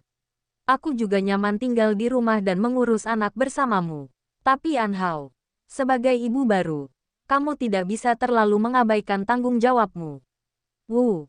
An Hao memeluknya dengan ekspresi tersentuh dan berkata dengan genit, "Kamu benar-benar suami terbaik di dunia. Aku akan belajar cara merawat bayi secepat mungkin." Di dalam kamar, Zuo Hancheng dan An Hao sangat mesra. Nyonya Zuo, yang sudah keluar dari kamar, mendengar percakapan di dalam dan tersenyum senang. Dia turun ke bawah dan hendak melaporkan kepada lelaki tua itu bahwa bayinya sudah tidur ketika Tuan Zuo tiba-tiba menyerahkan telepon kepadanya. "Siapa yang menelepon?" Ibu Zuo menjawabnya. "Keluarga Anderson," kata Pastor Zuo lembut. Nyonya Zuo berhenti sejenak dan mendongak. Melihat An Hao dan Hancheng masih di dalam kamar, dia mengambil telepon dan berjalan ke samping untuk menjawabnya. Sebulan kemudian, setelah lebih dari sebulan dikurung dan dalam masa pemulihan, An Hao telah bertambah berat badannya sedikitnya 5 pon karena ibu Zuo dan pengasuhnya. Saat itu sudah musim semi di bulan Maret, dan bunga-bunga bermekaran penuh. Selama sebulan terakhir, dia tekun belajar cara merawat bayi di rumah. Hari ini, dia akhirnya bisa keluar, dan bayinya dirawat sementara oleh Ibu Zuo. Tujuan perjalanannya hari ini adalah untuk bertemu seseorang di kedai kopi di jalan bisnis tidak jauh dari Taman Liujing. Setelah keluar dari mobil, An Hao membetulkan jaketnya dan berbalik untuk melihat sosok di dekat jendela kafe. Karena dia sudah siap secara mental sebelum datang, dia tidak memiliki emosi khusus dan langsung masuk. Baru setelah dia duduk di dekat jendela, Nyonya Anderson yang duduk di seberangnya melepas kacamata presbiopinya dan menatapnya dengan lembut sambil tersenyum. "Nak, ibu sangat senang kamu mau datang dan menemuiku." Bibir An Hao sedikit melengkung. "Nyonya tua, Anda sudah sangat tua, tetapi Anda masih sibuk dengan urusan saya dan secara khusus datang ke Tiongkok untuk menemui saya. Jika saya tidak menghormati Anda, saya khawatir semua orang akan mengatakan bahwa saya sudah keterlaluan. Selain itu, Nyonya tua, Anda tidak melakukan kesalahan apapun. Saya tidak marah kepada Anda. Karena Anda di sini, Anda harus menemui saya. Apa salahku?" Nyonya Anderson tersenyum. "Nak, ibu minta maaf sekali. Dulu, ibu yang membuat ibumu menahanmu di negara ini untuk sementara dan membantunya meninggal. Ibu juga yang memikirkan cara untuk menyingkirkan para dokter di rumah sakit yang terkait dengan kematiannya. Ibu juga terlibat dalam nasibmu yang tidak adil. Bagaimana mungkin ibu tidak bersalah?"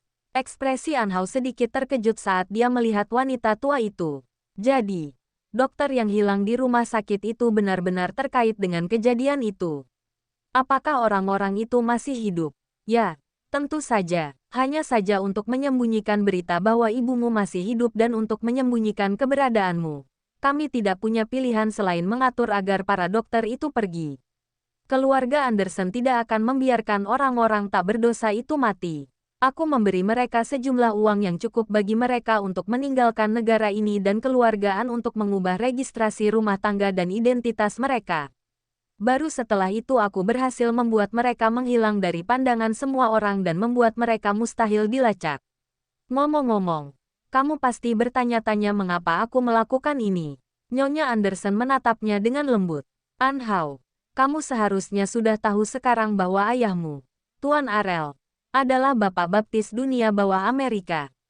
Dia sangat berkuasa dan memiliki begitu banyak koneksi sehingga kita harus waspada terhadapnya. Semua yang kulakukan saat itu hanya untuk waspada terhadapnya. Bab 905. Meskipun Anhao tidak ingin terlalu memikirkan latar belakangnya, dia masih bertanya setelah mendengar apa yang dikatakan nyonya tua itu. Kenapa? Karena keegoisanku. Karena aku ingin putriku, yang berkeliaran di luar sana, kembali ke sisiku. Nyonya Anderson berkata dengan lembut. 20 tahun yang lalu, ibumu masih sangat muda. Karena sebuah insiden kecil, dia bertemu dengan Tuan Arel secara tidak sengaja. Kamu mungkin tidak penasaran dengan cinta di antara kedua tetua itu, tetapi mereka benar-benar jatuh ke dalam hubungan yang penuh gairah dengan sangat cepat. Saat itu, keluarga An adalah salah satu keluarga Tionghoa papan atas di New York, dan pengaruh kakekmu tidak bisa diremehkan. Karena keluarga An terlibat dalam politik di New York, tidak seorang pun dalam keluarga itu boleh terlibat dalam dunia bawah tanah. Juga tidak boleh memiliki hubungan apapun dengan mafia Amerika. Namun, ibumu akhirnya menikah dengan Tuan Arel. Kakekmu sangat marah dan mengurung ibumu di rumah. Akibatnya, ibumu secara tidak sengaja melukai seseorang saat ia mencoba melarikan diri, yang menyebabkan orang tersebut kehilangan nyawanya. Saat itu, ketika ibumu panik dan mencoba melarikan diri, Tuan Arel datang untuk menyelamatkannya. Aku tidak akan membahas proses dan sebab akibat di antaranya. Singkatnya, kakekmu telah menghalangi mereka untuk bersama. Tuan Arel sangat berkuasa. Anhao menatap wanita tua itu. Dia juga sangat cakap. Apakah sesulit itu untuk merebut seseorang dari keluarga Anderson? Tidak sulit. Tetapi keluarga Anderson dianggap terlibat sebagian dalam politik di New York. Selain itu, keluarga Anderson adalah keluarga ibumu. Dan kakekmu adalah ayah ibumu. Meskipun Tuan Arel adalah seorang pembunuh, dia tetap orang yang sopan. Dia selalu menghormati kami sebagai orang yang lebih tua dan tidak pernah menyentuh keluarga Anderson. Karena ibumu terbunuh secara tidak sengaja, kakekmu menggunakan ini sebagai alasan untuk mengusir ibumu. Ia juga mengancamnya bahwa jika ia tetap keras kepala dan ingin terlalu dekat dengan Tuan Arel, ia akan menggunakan kekuasaannya di pemerintahan Amerika untuk menekan para anggota mafia yang baru saja Tuan Arel pindahkan ke New York saat itu. Ia akan membunuh mereka. Saat itu, fondasi Tuan Arel belum terlalu stabil. Selain itu, kakekmu melakukan sesuatu di New York. Jadi Tuan Arel tidak punya pilihan selain bergegas kembali saat dia dalam perjalanan untuk mengejar ibumu. Akibatnya, dia kehilangan kesempatan untuk bersatu kembali dengan ibumu. Kemudian, ibumu tiba di negara ini. Karena ancaman kakekmu, dia tidak berani menghubungi Tuan Arel lagi. Ibumu mengubah kewarganegaraannya, mengubah informasi kontaknya, dan mengubah banyak jejak yang terkait dengannya. Akibatnya, Tuan Arel tidak dapat menemukannya selama 2 hingga 3 tahun. Kemudian, setelah ibumu lulus dari universitas di Tiongkok, dia tidak menerima pengaturan dan pekerjaan keluargaan karena dia selalu berselisih dengan kakekmu. Sebaliknya, dia masuk ke pemerintahan dengan kemampuannya sendiri. Apa yang terjadi setelah itu, kamu mungkin tahu. Namun tidak lama setelah itu, Tuan Arel akhirnya menemukan ibumu. Dia secara pribadi pergi ke Tiongkok untuk mencarinya, tetapi ibumu menolaknya. Saat itu, mereka berdua bertengkar. Malam itu, setelah jeda, Nyonya Anderson menatap Anhao, yang tampaknya memahami situasinya. Malam itu, ibumu memilikimu. Anhao tidak mengatakan apapun pada awalnya. Melihat bahwa wanita tua itu tidak melanjutkan, dia mendongak dan bertanya, jadi Tuan Arel pergi karena perselisihan dengan ibu saya. Dia tidak tahu apa yang akan terjadi pada ibu saya ketika dia sendirian di negara ini. Apakah dia tahu apa yang dilakukan Gu Tianming padanya tidak lama setelah itu? Apakah dia tahu bahwa karena dia secara tidak sengaja mengandung saya, dia secara tidak dapat dijelaskan memiliki banyak hubungan dengan keluarga Gu, keluarga Yi, dan sebagainya? Apakah dia tahu apa yang harus ditanggung ibu saya selama bertahun-tahun untuk menyembunyikan masa lalunya dan keberadaannya karena dia, ayah baptis dunia bawah?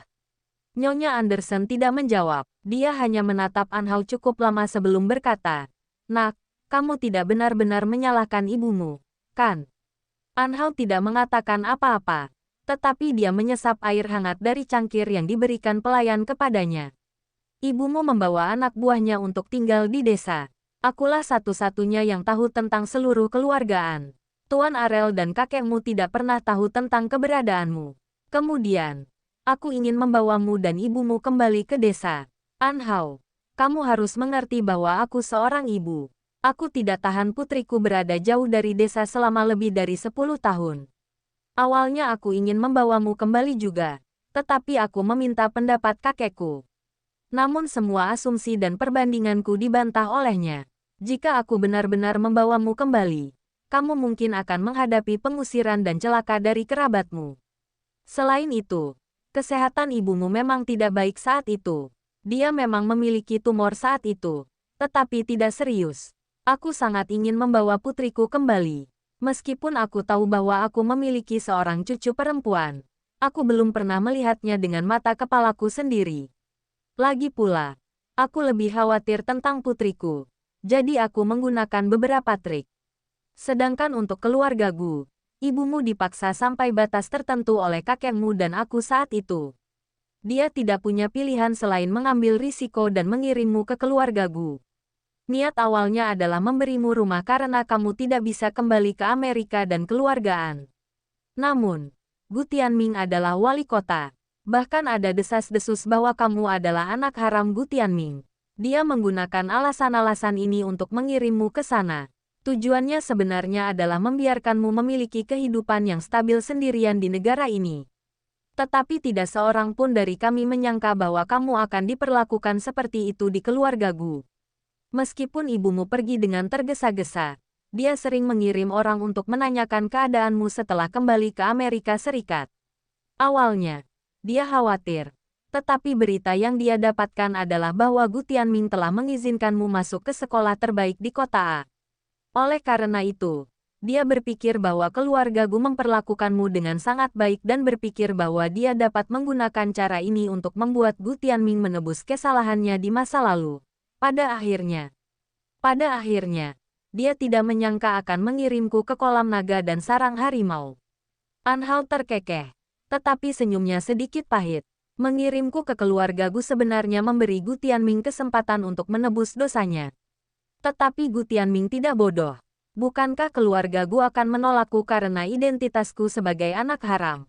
Setelah jeda, Ibu Anderson berkata dengan lembut, kami sudah memikirkan semua ini sebelumnya. Tetapi orang-orang yang kami kirim kembali untuk menyelidiki mengatakan bahwa Anda hidup dengan sangat baik di keluarga Gu. Anda berada di sekolah terbaik dan tidak perlu khawatir tentang makanan, pakaian, dan tempat tinggal. Itulah sebabnya ibu Anda menyerah untuk membawa Anda kembali ke Amerika Serikat. Anhao segera menatap Nyonya Anderson dengan dingin. Orang-orang yang katanya dikirim untuk menyelidiki itu, apakah mereka orang-orangmu, Nyonya tua? Setelah hening sejenak, wanita tua itu mengangguk. Maafkan aku, Anhao. Saat itu, demi menjaga putriku, aku harus melakukan banyak hal yang tidak adil kepadamu. Bab 906. Ternyata kebenaran ada pada Nyonya Anderson. Tidak heran Nyonya Anderson tinggal di aula leluhur sejak Anping kembali. Ternyata dia telah bersikap kejam kepada cucunya untuk menyelamatkan putrinya. Ternyata dia merasa bersalah. Tak heran wanita tua itu memiliki ekspresi seperti itu saat melihat dan mendengar namanya saat pertama kali memasuki keluarga Anderson. Jadi begitulah yang terjadi. Anhao diam-diam memegang cangkir di tangannya dan berkata dengan lembut, Anda telah menyembunyikan keberadaan saya dari tetuaan dan Tuan Arel. Dan Anda juga telah menyembunyikan fakta bahwa ibu saya masih hidup. Tuan Arel selalu mengira ibu saya telah meninggal di Tiongkok. Jadi kami semua dirahasiakan. Adapun Anda, putri Anda telah kembali ke sisi Anda. Dia sudah berusia 50-an, dan dia tidak memiliki anak atau suami di sisinya. Dia baru saja mengadopsi seorang putri angkat yang sangat mirip dengan saya. Dia sendirian di keluargaan sebagai putri Anda yang patuh, menemani Anda. Apakah ini yang Anda inginkan? Nyonya tua, Nyonya Anderson mendesah dan menjawab dengan lembut. Sejak aku duduk di sini dan mengatakan yang sebenarnya, aku tidak pernah berencana mendengarmu memaafkanku. Tapi Anhao, aku sudah sangat tua. Aku juga harus bertobat atas hal-hal egois yang telah dilakukan kakekmu dan aku untuk menyakitimu. Setelah berada di aula leluhur selama bertahun-tahun, aku sebenarnya telah banyak berpikir. Sayang sekali semuanya sudah ditetapkan dan tidak dapat diubah. Ketika kamu pergi ke keluargaan, aku sudah mempertimbangkan apakah aku harus memberitahu kakekmu tentang ini. Namun, aku tidak menyangka bahwa tepat saat aku akan mengatakan yang sebenarnya, kamu akan tiba-tiba diculik. Anakku, kamu dan Han Cheng sekarang aman dan sehat. Kamu akhirnya memiliki kebahagiaanmu sendiri. Aku tidak berharap kamu kembali ke keluargaan tanpa dendam. Tetapi orang tuamu telah menjalani kehidupan yang sulit. Ibumu menangis setiap hari sejak kamu pergi karena dia merindukanmu. Namun, dia menyesalinya dan tahu bahwa dia tidak dapat menghadapimu. Jadi dia tidak dapat memaksamu untuk memaafkannya. Tetapi kamu harus tahu yang sebenarnya. Jadi aku menunggu sampai kamu keluar dari kurungan untuk menemukanmu. Anhao menatap lelaki tua di depannya dalam diam. Dia tidak ingin menyelidiki keraguan itu lagi. Tetapi sekarang setelah dia mendengar kebenarannya, yang terlalu rumit dan juga terkait dengan keegoisan dan keras kepala kedua tetua keluargaan, Anhao tiba-tiba merasa lega. Setiap orang punya pilihannya sendiri. Nyonya Anderson hanya memilih putrinya sendiri dan meninggalkannya. Seorang cucu perempuan yang belum pernah dilihatnya sebelumnya. Anping mengirimnya ke keluarga Gu hanya karena kebenciannya terhadap Gu Tianming.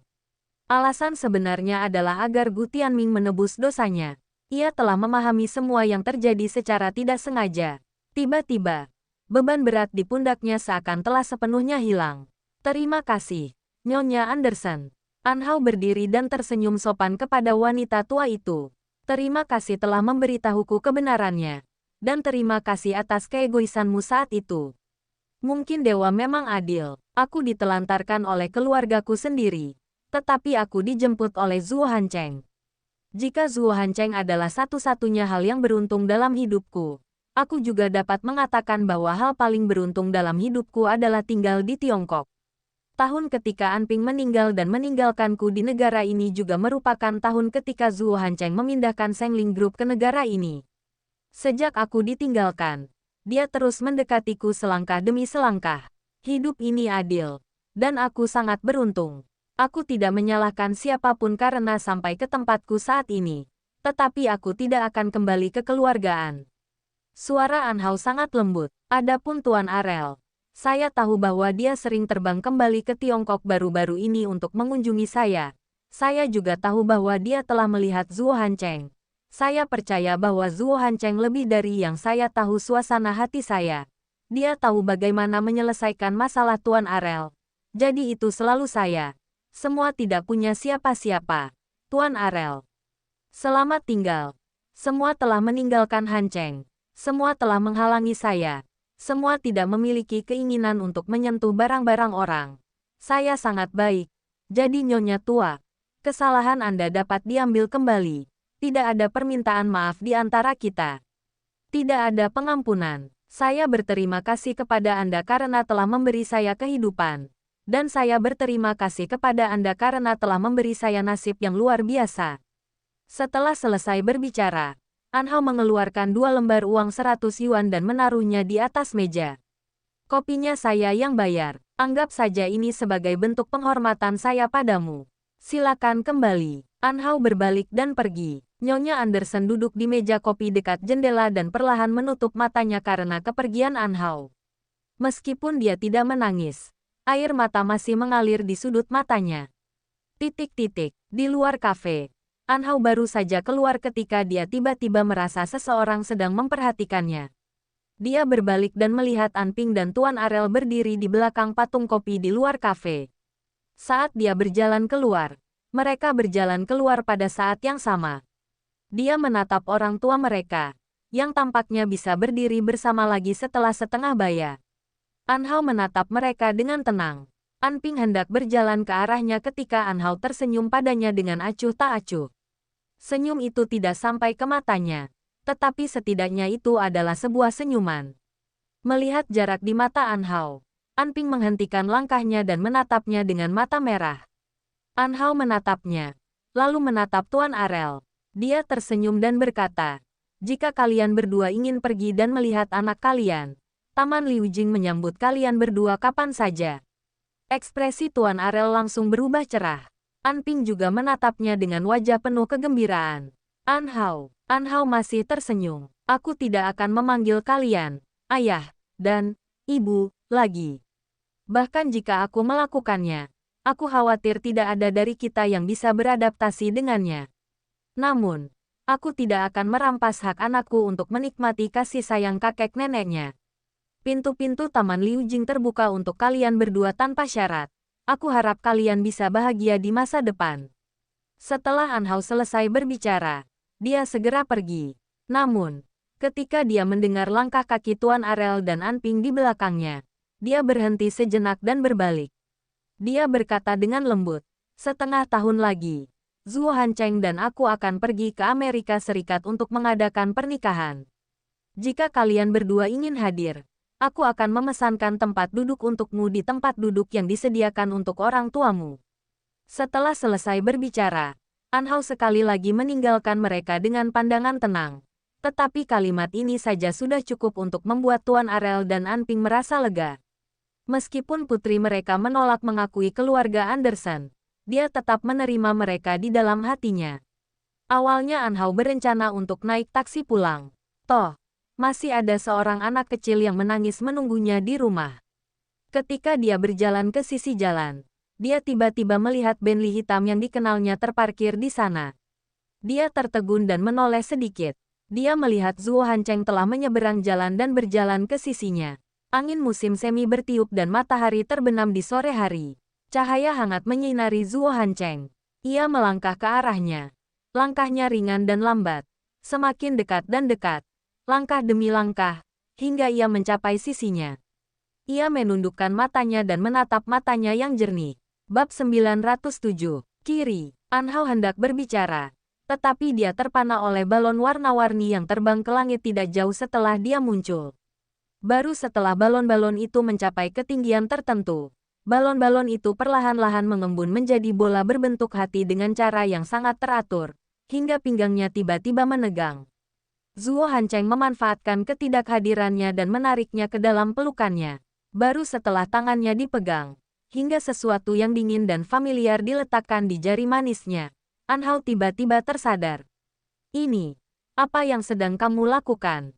"Tidak tahu." Zuo Hancheng mengangkat alisnya. "Apakah kamu melamarku?" An Hao menatapnya dengan heran.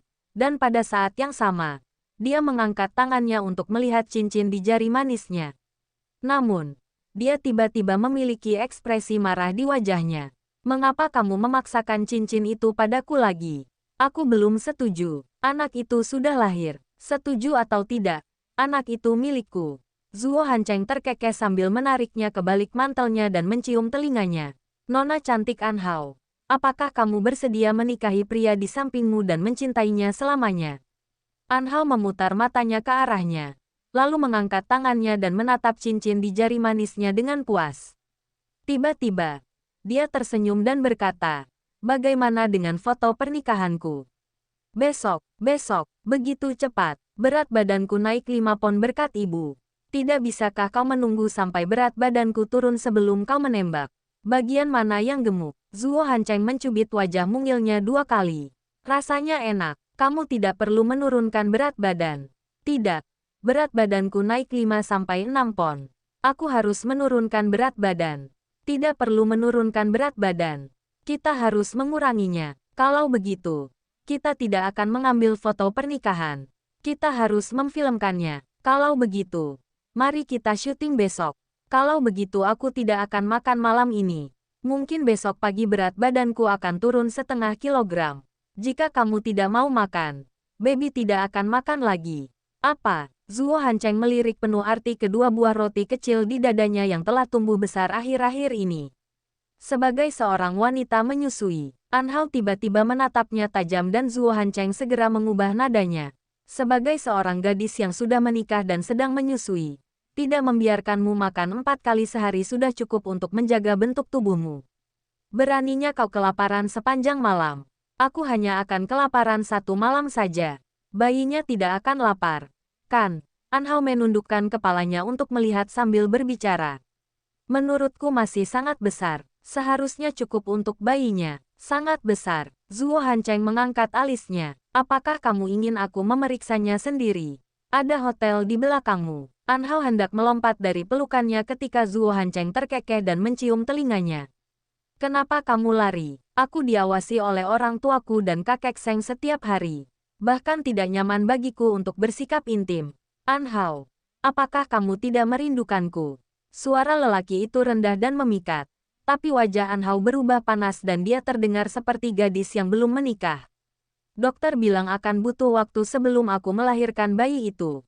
Sudah 1,5 bulan. Saya sudah bertanya kepada dokter kandungan Anda seminggu yang lalu. Dan dokter tersebut dengan jelas mengatakan bahwa tidak ada masalah. An Hao menatapnya dengan tidak percaya. Kamu benar-benar bertanya kepada dokter. Zuo Hancheng. Kamu. Sebelum An Hao sempat menyelesaikan kalimatnya, pria itu menundukkan kepala dan menciumnya. Membungkam suaranya. Saat An Hao meronta dan terlalu malu untuk menjawab karena mereka berada di pinggir jalan, pria itu menggendongnya di pinggang dan berjalan ke hotel bintang 7 di belakangnya. Sebelum memasuki hotel, An Hao membenamkan wajahnya di leher pria itu dengan wajah memerah. Apakah lukamu sudah sembuh? Apakah akan ada masalah saat menggendongku saat berjalan? Ciuman Zuo Hancheng mendarat di bibirnya lagi. Pada saat yang sama, dia menggigit bibirnya seolah menghukumnya. Ketika An Hao mengerang, dia berkata dengan suara rendah dan serak, kamu masih harus mengalami pemulihan luka-lukamu sendiri. Aku khawatir kata-kata tidak cukup untuk meyakinkanmu sepenuhnya. Kata-kata itu begitu samar hingga An Hao tidak dapat berbicara lagi. Dia hanya dapat membenamkan wajahnya di leher pria itu dan menghirup aroma tubuhnya. Dalam 1,5 bulan terakhir, meskipun keluarga Zuo sangat pengertian dan apartemen 2 lantai di Taman Liujing sangat besar, ada terlalu banyak orang di rumah itu. Tidak nyaman bagi mereka berdua untuk melakukan apapun. Kadang-kadang, ketika mereka berciuman, mereka akan diganggu oleh Ibu Zuo yang tiba-tiba mengetuk pintu. Kalau tidak, akan tiba-tiba diganggu oleh tangisan anak itu. Mereka harus bergegas untuk memberi makan bayi dan mengganti popok. Setiap kali Zuo Hancheng merawat anak itu, dia begitu fokus merawat bayi itu sehingga An Hao hampir cemburu. Namun, setiap kali dia menggodanya di rumah, dia akan selalu sangat tenang seolah-olah tidak ada yang terjadi. Ia mengira bahwa dirinya saja yang merasa tidak nyaman dan tidak bisa mengungkapkan keinginannya karena terlalu banyak orang di rumah. Ternyata Zuo Hancheng tidak setenang kelihatannya. Jadi dia juga sedang terburu-buru. Kata, mendesak, bukan hanya untuk pamer. An Hao digendong ke kamar oleh Zuo Hancheng yang biasanya tenang. Masih ada lagi. Pintunya ditendang hingga terbuka. Setelah memasuki rumah, Zuo Hancheng menggendongnya dan berjalan masuk sambil menutup pintu dengan kakinya. An Hao menahan emosi di hatinya dan dengan hati-hati menarik kerah bajunya sambil bergumam. Aku akan mandi dulu. Ayo mandi bersama. Zuo Hancheng terkekeh dan menurunkannya. Pada saat yang sama, dia mengangkat tangannya dan membuka kancing kemejanya.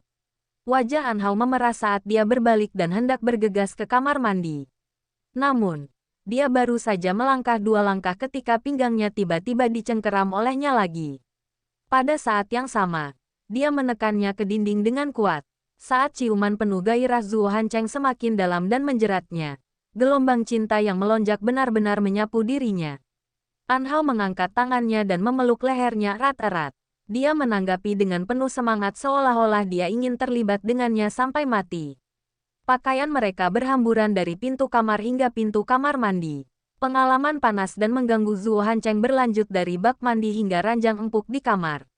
Di luar jendela, cahaya matahari terbenam perlahan-lahan mulai terbenam di sebelah barat. Bulan perlahan-lahan terbit di tengah udara dingin. Langit malam tampak cerah, dan bintang-bintang di langit seakan-akan menceritakan masa-masa indah. Cuaca masih sedikit dingin di awal musim semi, tetapi meskipun AC tidak dinyalakan, suhunya masih tinggi. An Hao meremas lengannya dengan erat, hampir tidak dapat menahannya karena kekuatannya. Namun, setiap kali dia hampir kehilangan kesadaran, ciuman Zuo Hancheng seperti ramuan paling indah di dunia, membangunkannya lagi dan lagi. Setelah terbang ke awan berkali-kali, An Hao memejamkan mata dan bersandar di pelukannya untuk tidur siang. Dia mendengarkan detak jantung Zuo Hancheng yang stabil dan tangannya memeluknya dari belakang, memeluknya erat-erat. An Hao memejamkan mata dan berbisik, Besok kita masih harus bangun pagi untuk mengambil foto pernikahan. Kita pulang sangat larut hari ini. Apa ayah dan ibu keberatan dengan itu? Sambil berbicara, dia melirik jam. Saat itu hampir tengah malam. Zuo Hancheng terkekeh dan mencium lembut garis rambutnya. Aku tidak akan melakukannya. Meskipun Anhao baru saja menjadi ibu, dia tetaplah seorang ibu. Dia memainkan rambutnya dan membelai wajahnya. Hasilnya, Zuo Hancheng memeluk dan menciumnya dengan erat. Tepat saat dia hendak menekannya ke tempat tidur lagi, Anhao berbisik, "Baru beberapa jam sejak aku kembali, dan aku sudah merindukan bayi itu." Zuo Hancheng berhenti di atasnya, tetapi dia tersenyum dan mencium ujung hidungnya. "Bagaimana kalau kita pulang sekarang?" "Ya, ayo pulang." Anhao tersenyum dan melingkarkan lengannya di leher pria itu. Matanya dipenuhi dengan senyuman. "Kembali ke rumah kita. Rumah kita." Tamat. Cerita selesai. Jangan lupa dukung dengan tekan jempolnya bosku. Terima kasih. Sampai jumpa di lain judul.